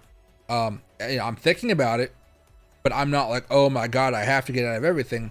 Because again, you know, Bitcoin was stagnating for a while at March 2021. Okay, March 2021. Just keep that in mind.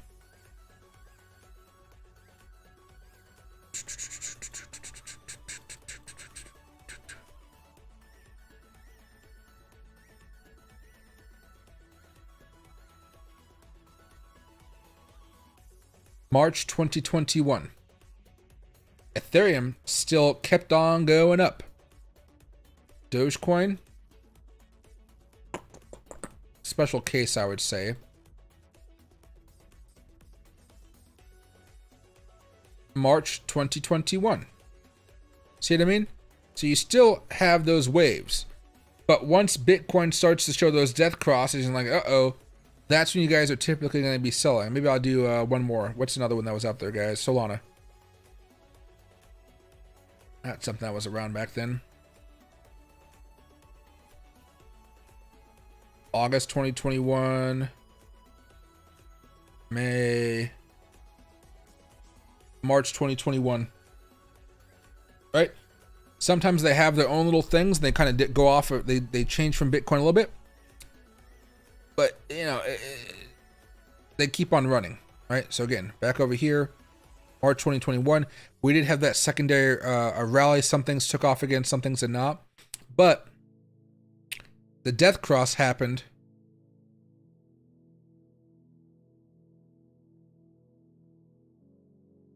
April 28th, 2021.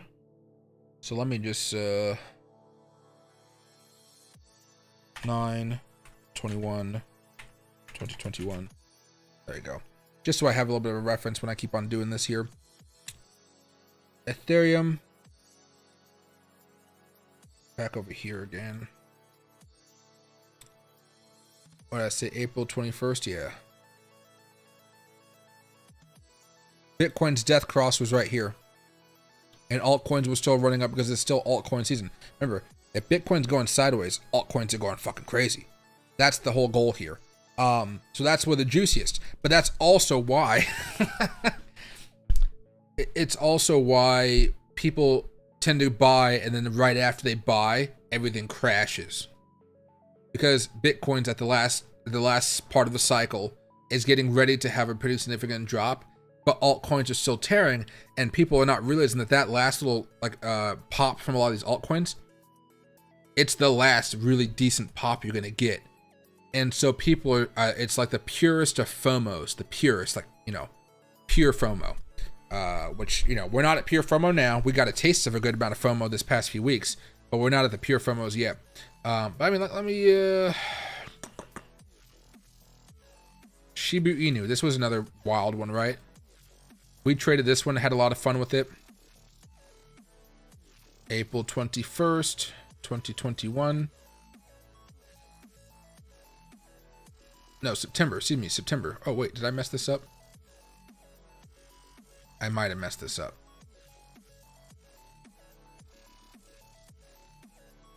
No, April 25th. Oops. Well, a couple days ahead. Shiba Inu. Again, another weird one.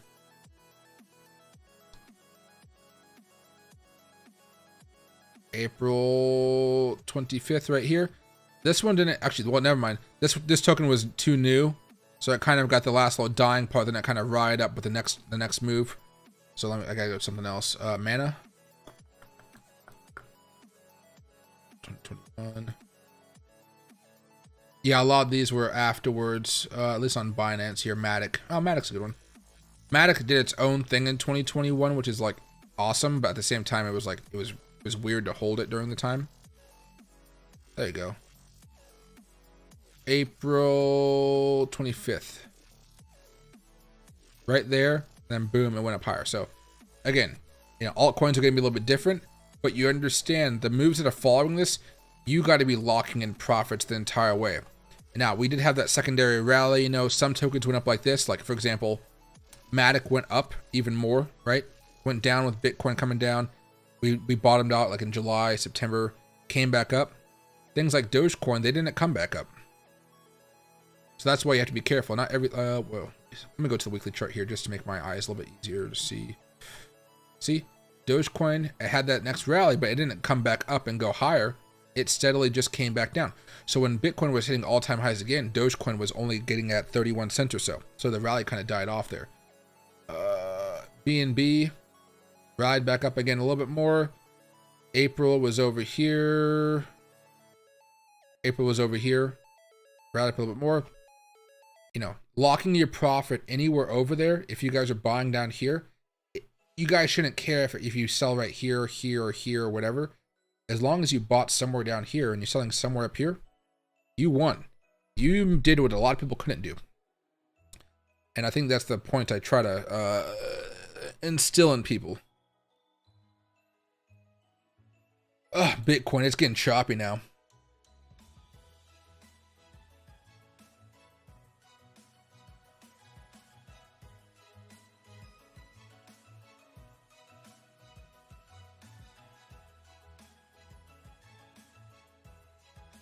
Can I show the Fibonacci levels beyond Bitcoin, or beyond the all-time highs for Bitcoin? Let me go to that fresh screen that I have right here to make it easier. Monthly candles are going to work a little bit easier. So typically, there's 2 points you can go. You can go over here to the lows in 2018, or you can go over here to the COVID lows. I don't know if I like to use the COVID lows all too much, but I think they both work because they're fairly similar, fairly close by. But let's start off with this one. All right, it worked right here. Worked right here, even if it was only for a month. Right now, that next level is around $71,769, which is pretty close to $69,000. After that, we get up to 104,000. Then we get up towards 175,000. What I might say though is if I get the log off, that changes stuff up a little bit. Now we're looking at a resistance level close to around 67,000, not above 70,000. So 67,234. After that, we're looking at 81,000, and then we come all the way up here towards $122,000. I think $122,000 is where you might start to see Bitcoin peaking. Typically though, when we do these types of things, let me just show you here very fast. What's it doing? Auto. Oh, there you go. Typically when we do these things, right, Bitcoin doesn't necessarily always follow them. There was some resistance right here, resistance right here. Once we started blowing through tops, it became a lot different.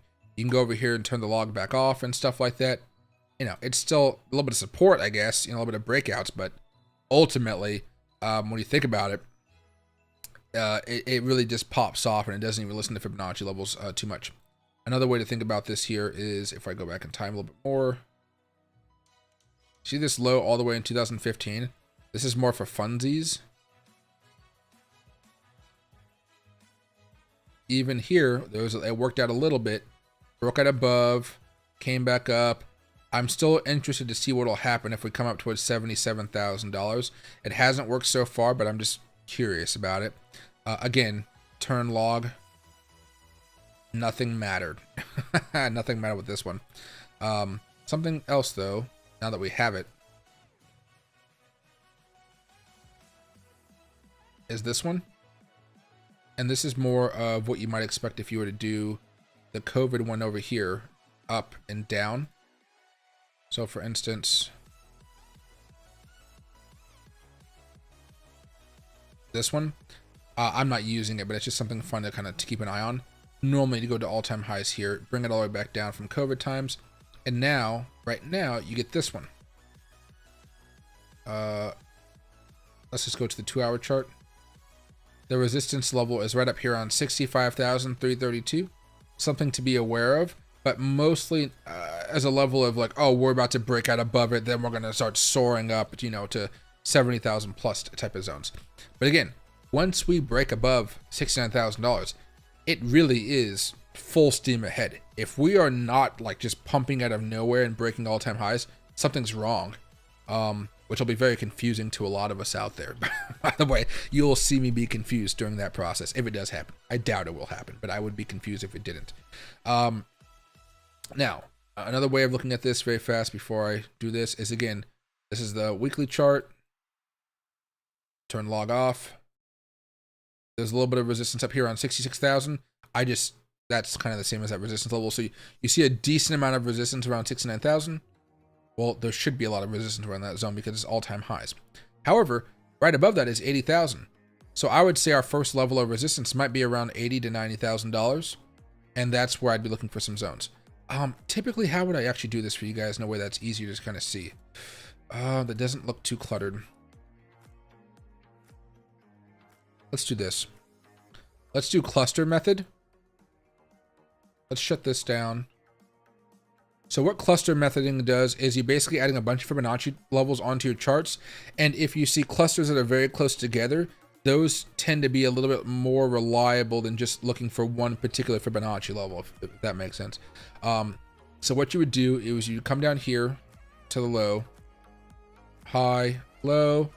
You do one more, same exact thing, come down again. This one, what you do is you turn off fib levels based on log scale and adjust it. Then you do the same thing over here.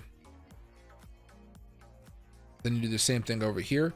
But this time, because we turned it off the first time, we have to turn it back on. Okay. And then, for now, how about we skip all this stuff down here? Because we used to have more data back in the day for that last little dip. And we come over here. We have a high point and a low point. And a high point and a low point. And again, the second one we uncheck because we checked the other one back on a few minutes ago. And now we're looking for these clusters, okay? Oh, look at that. A little bit of resistance right here, okay? But we only have a little bit right here around 72,000, just a small amount. That next cluster where we have 1, 2, 3, that's around $80,000. That seems pretty realistic because, again, it'll be a rapid breakout followed by some consolidation because the momentum is going to have to keep on going on pretty fast. And then from there, there's a little bit over here on $93,000 or so. But the next cluster where I see like some really close by, it's all the way at 121,000. So these are hiccups and whatnot, you know, but typically they work out pretty well. So let me go over here to the daily chart.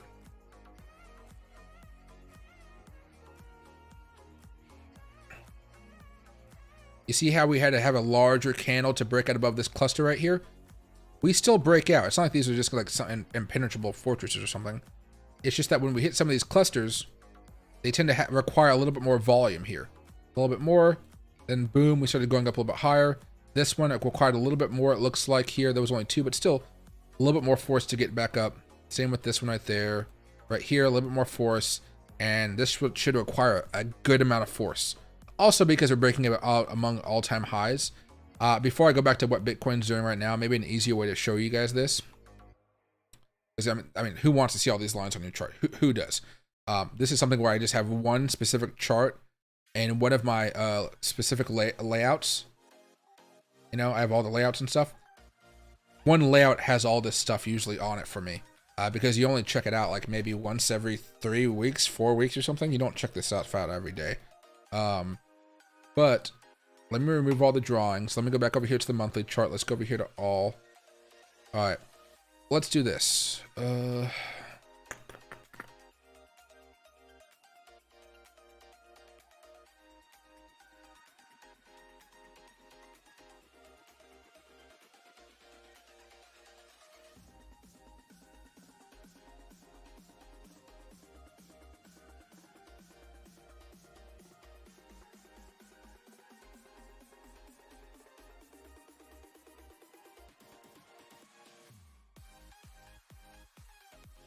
So this is what we would have been using during the last bull run. See how there's a little cluster here?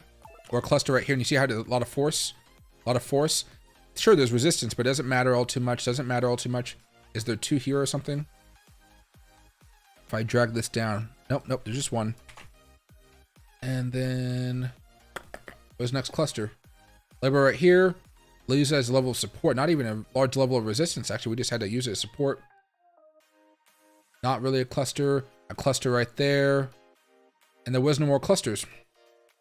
The next cluster for this one is there's no more. Yeah, there's no more clusters. We actually broke way above all of the cluster levels. Maybe if I went through another one, perhaps. I don't know if I could add. I don't know if I would have been able to add anything else to this chart. I don't like to do it too much. Might be able to do something there, but that's too much. But those clusters, they make a difference, you know. Let's see. And they don't really matter right now for what we're looking at. Looks like the other one's a little bit more important if you ask me. Let's get rid of all that stuff though. Oops, not the indicators. I want to get rid of the drawings. There we are. Oh, and look at that. Bitcoin did absolutely nothing while we were talking. What software is he using? Oh, I used, this is TradingView. I have a tutorial on my channel if you want to learn how to use it. It's a few hours long, so it does take a while to get everything down. There's a free plan and there's paid plans.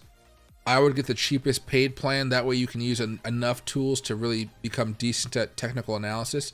The free plan doesn't give you nearly enough. And there's this very annoying ad that pops up all the time on the free plan, which drives me nuts. You know, and this is something I have, like, I pay for 5 specific TradingView plans because I have 4 24-hour streams. Plus I have this stream I'm doing right now. So, and plus I think I'm coming up with a new stream here pretty soon, guys. So I'll be making a video pretty soon asking you guys what type of coins you want to see on that stream. Then I'm gonna have to test it out, see what works, see what doesn't, and adjust them. I don't know. Maybe it'll just be an Ethereum stream and it'll be labeled the Spot Ethereum Bull Run or something. Charts.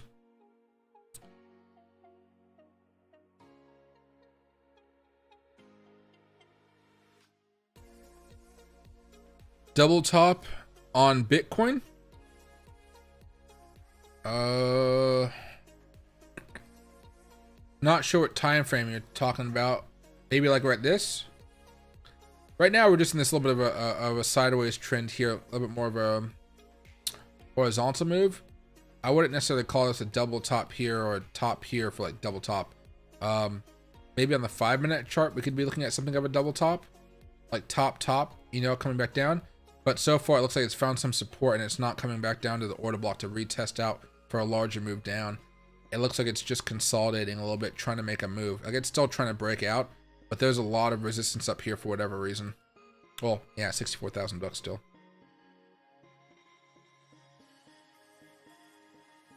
There we go. Yeah, we pretty much going sideways here. Shib doing Shib stuff. Oh yeah.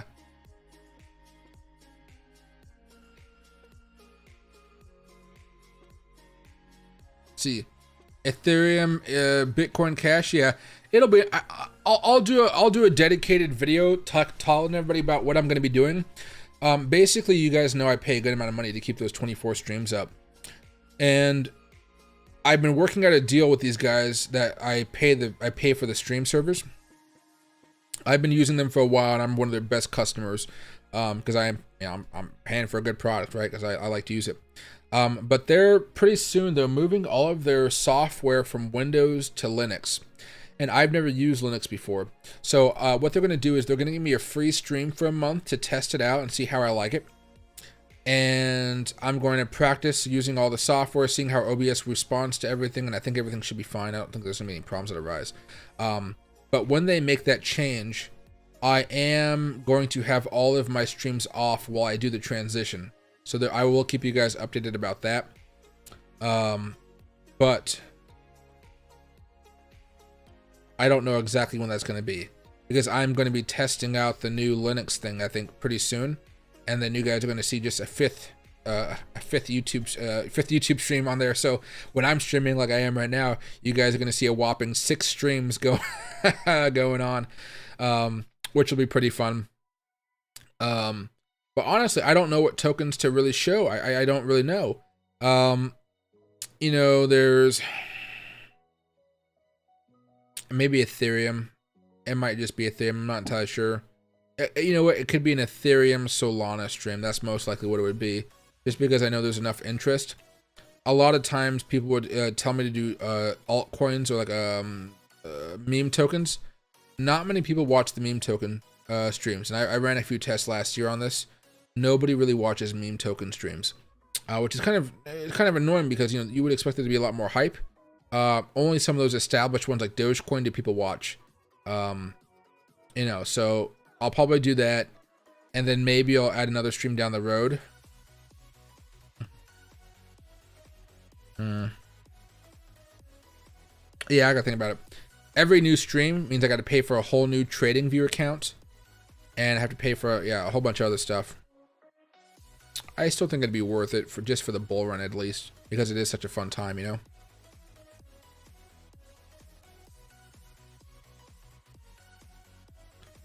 And hey, itty bitty, XRP is trying so hard to get above 64 cents. I mean, it really is. Hey, how you doing? Come on, up. You want to play fetch? Okay, hold on. Loki wants to play a lot.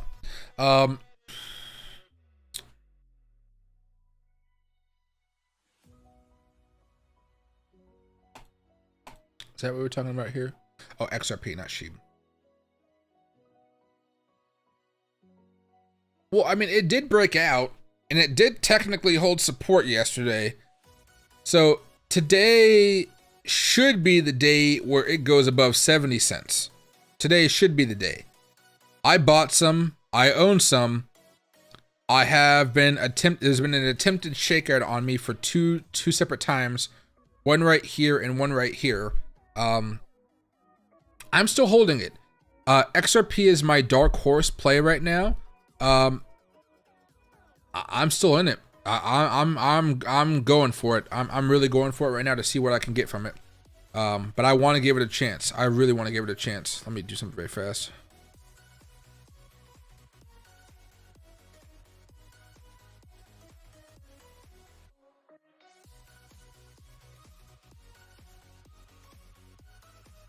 There you go.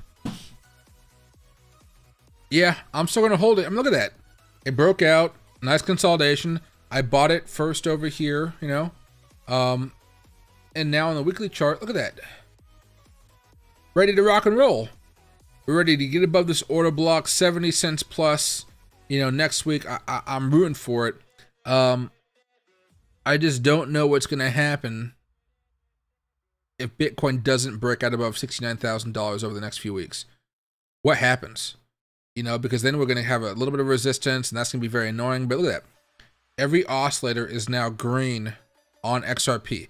Sure, the MACD one that just turned green, and we haven't closed on this weekly candle, because again, that happens next Sunday. But everything is green. We're having a breakout. This is a swing trade I have to take. I have to take this swing trade right now.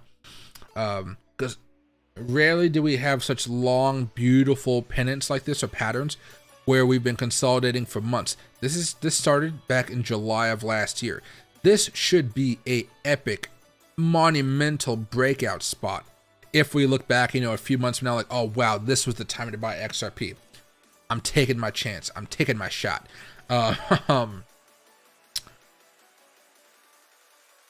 Taking my shot. I don't know. I want to see if it manages to break out or not. If this turns out to be a false breakout and Bitcoin comes down or something, I'll be very devastated. Honestly, I will. It's not like I'm going to be losing a bunch of money, but I'll just be disappointed that it didn't work out, because everything is pointing towards it going up right now. And you know, if Bitcoin's ready to break out above $69,000 and XRP's breaking out right now, to me it looks like I just want to go for it. Like maybe if I even go over here to Twitter, like let me get rid of all this other stuff I have. Maybe I'll keep the music. Let's get rid of everything else. Okay. Now let's go over here to Twitter or X, whatever you want to call it.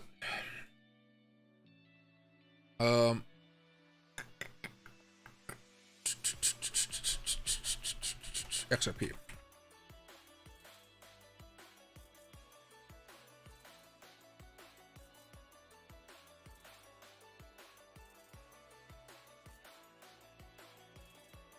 There you go. People are talking about the breakout. See? 120 soon.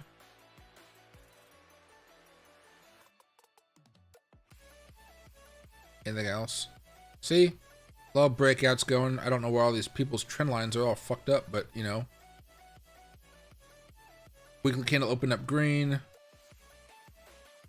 This is from March 2nd.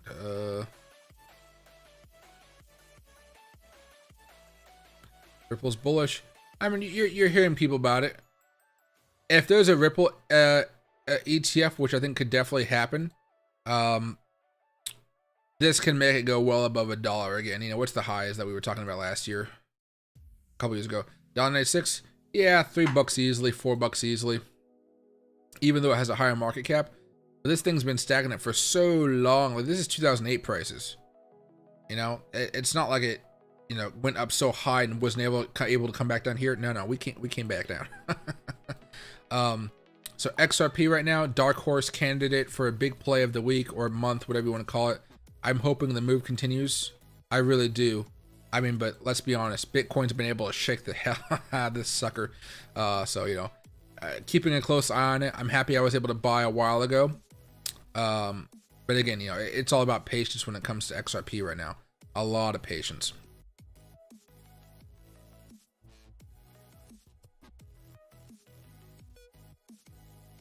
And hey, James, Loki's a great name. Loki? Oh. Dude. This was a sock. No, not good. If I wasn't streaming, he'd be in timeout. The price kind of reflects and sense what Bitcoin is in thousands. Bits have attached to Bitcoin to XRP price. I mean, the way people trade Bitcoin against XRP, it is pretty interesting to watch. XRP and XLMTA about to be the same dark horses? I would say pretty similar, yeah.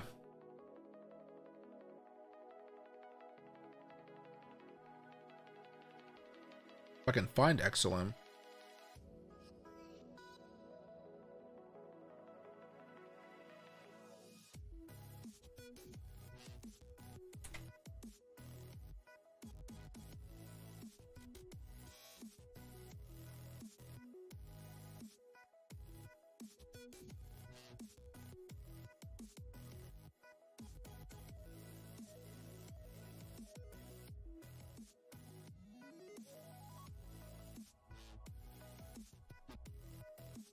There we go. I don't know why. They both just have been having some issues with it. You know, however, I will say this. If you actually take the log off here, it really shows you how far this thing has to go up and how much it just, like XRP, it's just been having trouble getting that big oomph going for it. Trend lines and all the other stuff, I know we've already broken out as far as the trend lines are concerned. Even over here, I think one of my other charts had it, right? That breakout originally started all the way over here. Now, even if you want to go for maybe something over the past few weeks,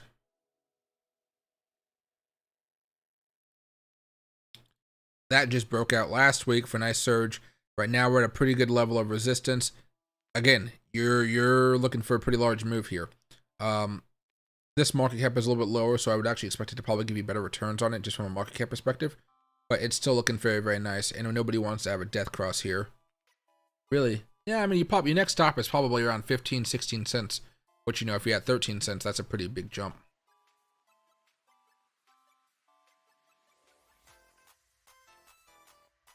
Yeah, and so far, Bitcoin's still consolidating. It's like trying to make a larger move here.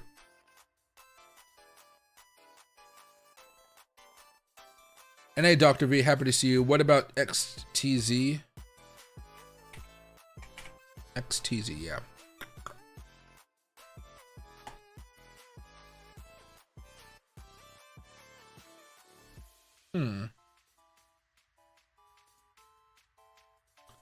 I mean, you can see it's at this big level of resistance here. I mean, look at that. Magnet off.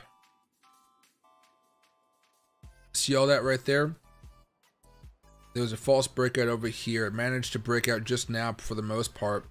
This week it looks like it's going to try to do a surge that goes back up here towards $1.76 or so. If it's able to make that move, that's a profit of around 27% or so. That's pretty nice. Honestly though, what I might instead do is, how would you want to even do this? I guess we have to make it simple. Can't get fancy with this one. Just up here, $1.91 seems to be your next Fibonacci level. I'm actually gonna move this down though. I don't like it. There you go.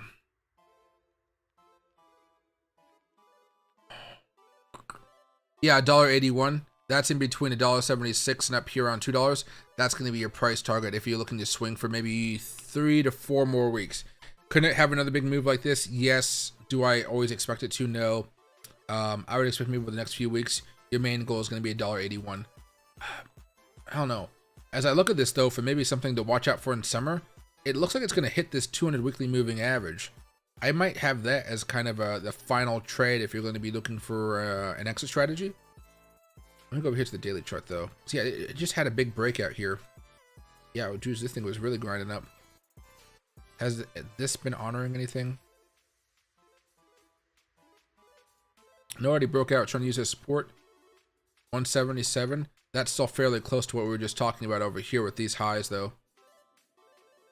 So it might need to consolidate a little bit more, but it still has all the momentum in the world. Everything's fine here on the daily chart, a little bit more bearish, just on maybe the stochastic, but it still looks fine. And the MACD and everything as far as the weekly charts are still full steam ahead. And it looks like this weekly candle is still making some moves to the upside here, is it? Okay, it's not the best chart here because you see how there's low liquidity in it.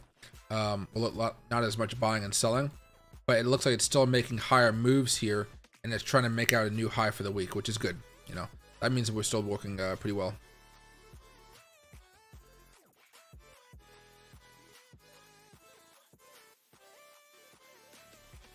Hey, K-Glay.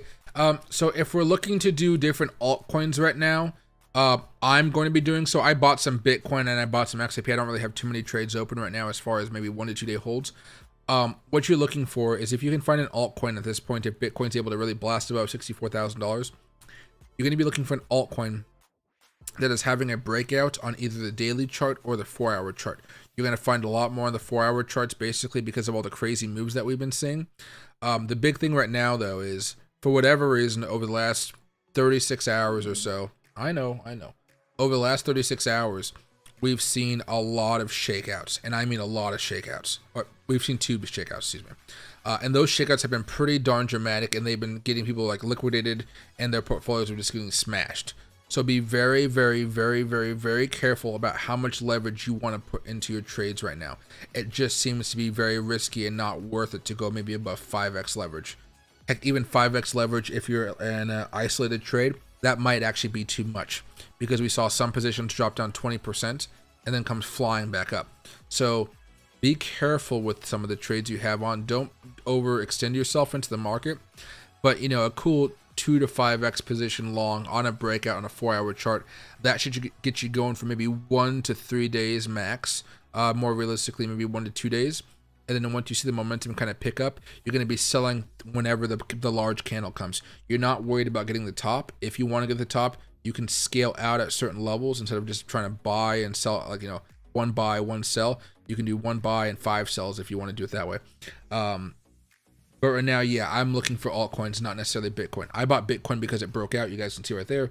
I'm happy with the results so far.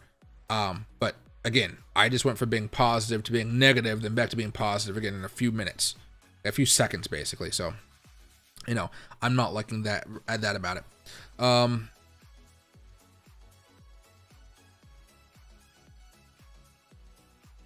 See,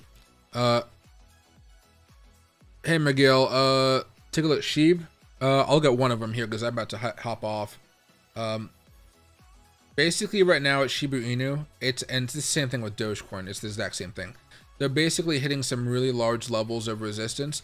Dogecoin is kind of stuck right back here relative to Shib. Shib is blasted off a little bit more, but we're basically hitting a huge order block right now. Let me just get rid of all this stuff. Huge order block, and this is causing some selling pressure to come down on Shiba Inu. The big goal for this week is to try to surge and break back above this order block. It may not happen very, very quickly, but because we already had 1 large candle, there's a good chance we're going to continue this move up. Last time we had a lot of momentum on our side when it came to Shiba Inu. As you're looking right now for today, it's definitely having a little bit more trouble. We're consolidating a little bit more. We've had a few dump attempts because of what's been going on with Bitcoin. Don't worry about that so much. However, if you're able to see a nice clean breakout from here, that's where you're going to attack and buy it up even more. If you already own Shiba Inu, this is not a time to sell. This is a time to wait to see if you can break out. You can have a stop loss down here, you know, around like what, 1233 if you want to. But ultimately, you're still seeing the momentum grind up. You're just seeing a pretty big level of resistance. It looks like we're going to be breaking out above that level of resistance if Bitcoin can just get back above the $64,000 price time, okay?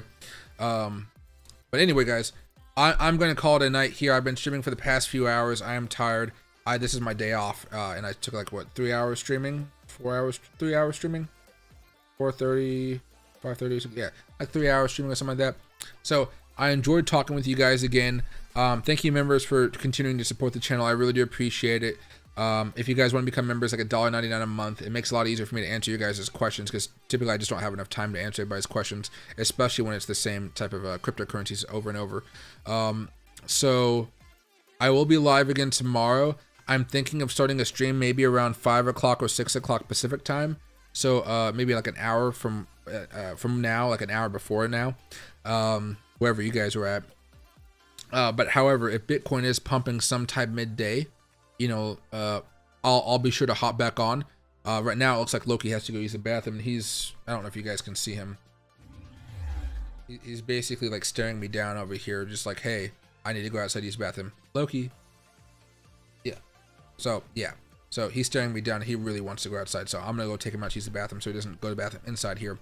But again, keep an eye on your positions. I still like where Bitcoin's going. The momentum is still strong, but I am having a little more issues with these random drops that we're having. They really seem to be trying to shake people out. And sometimes we see those big shakeouts happen before Bitcoin takes a pretty substantial dip. And until we break out above $69,000, there's always an opportunity for a pretty good dip, but this market is kind of in a whole nother realm. Tomorrow morning, we have BlackRock and other Bitcoin ETFs going to go back in and start loading up on more and more Bitcoin. That should give Bitcoin what it needs in order to get above and hold above $64,000. So basically, just be patient for a little bit. Bitcoin still seems to be doing fine. They just knocked Bitcoin down, like, and within 5 minutes, Bitcoin fell $2,000. and within 10 minutes, it got all the way, like most of the way back up. So there's still tons of buyers out there. Just be careful to manage your leverage, because it seems like that's really fucking people over right now. And I don't want you guys to get fucked unless you want to, right? So see you guys a little bit later. Thank you guys so much for watching. Thanks Kilo and Dr. V for being valued members. I appreciate you guys a lot. And hey Pablo, thanks for being a great mod. And everybody, Bovine, Sebastian, Robert, I appreciate you guys as well. DK, Darren, Bovine, yeah, a lot of good stuff here. So thank you guys so much for watching, and have a great rest of your night. I'll move you guys over to the other 24-hour stream. Thanks.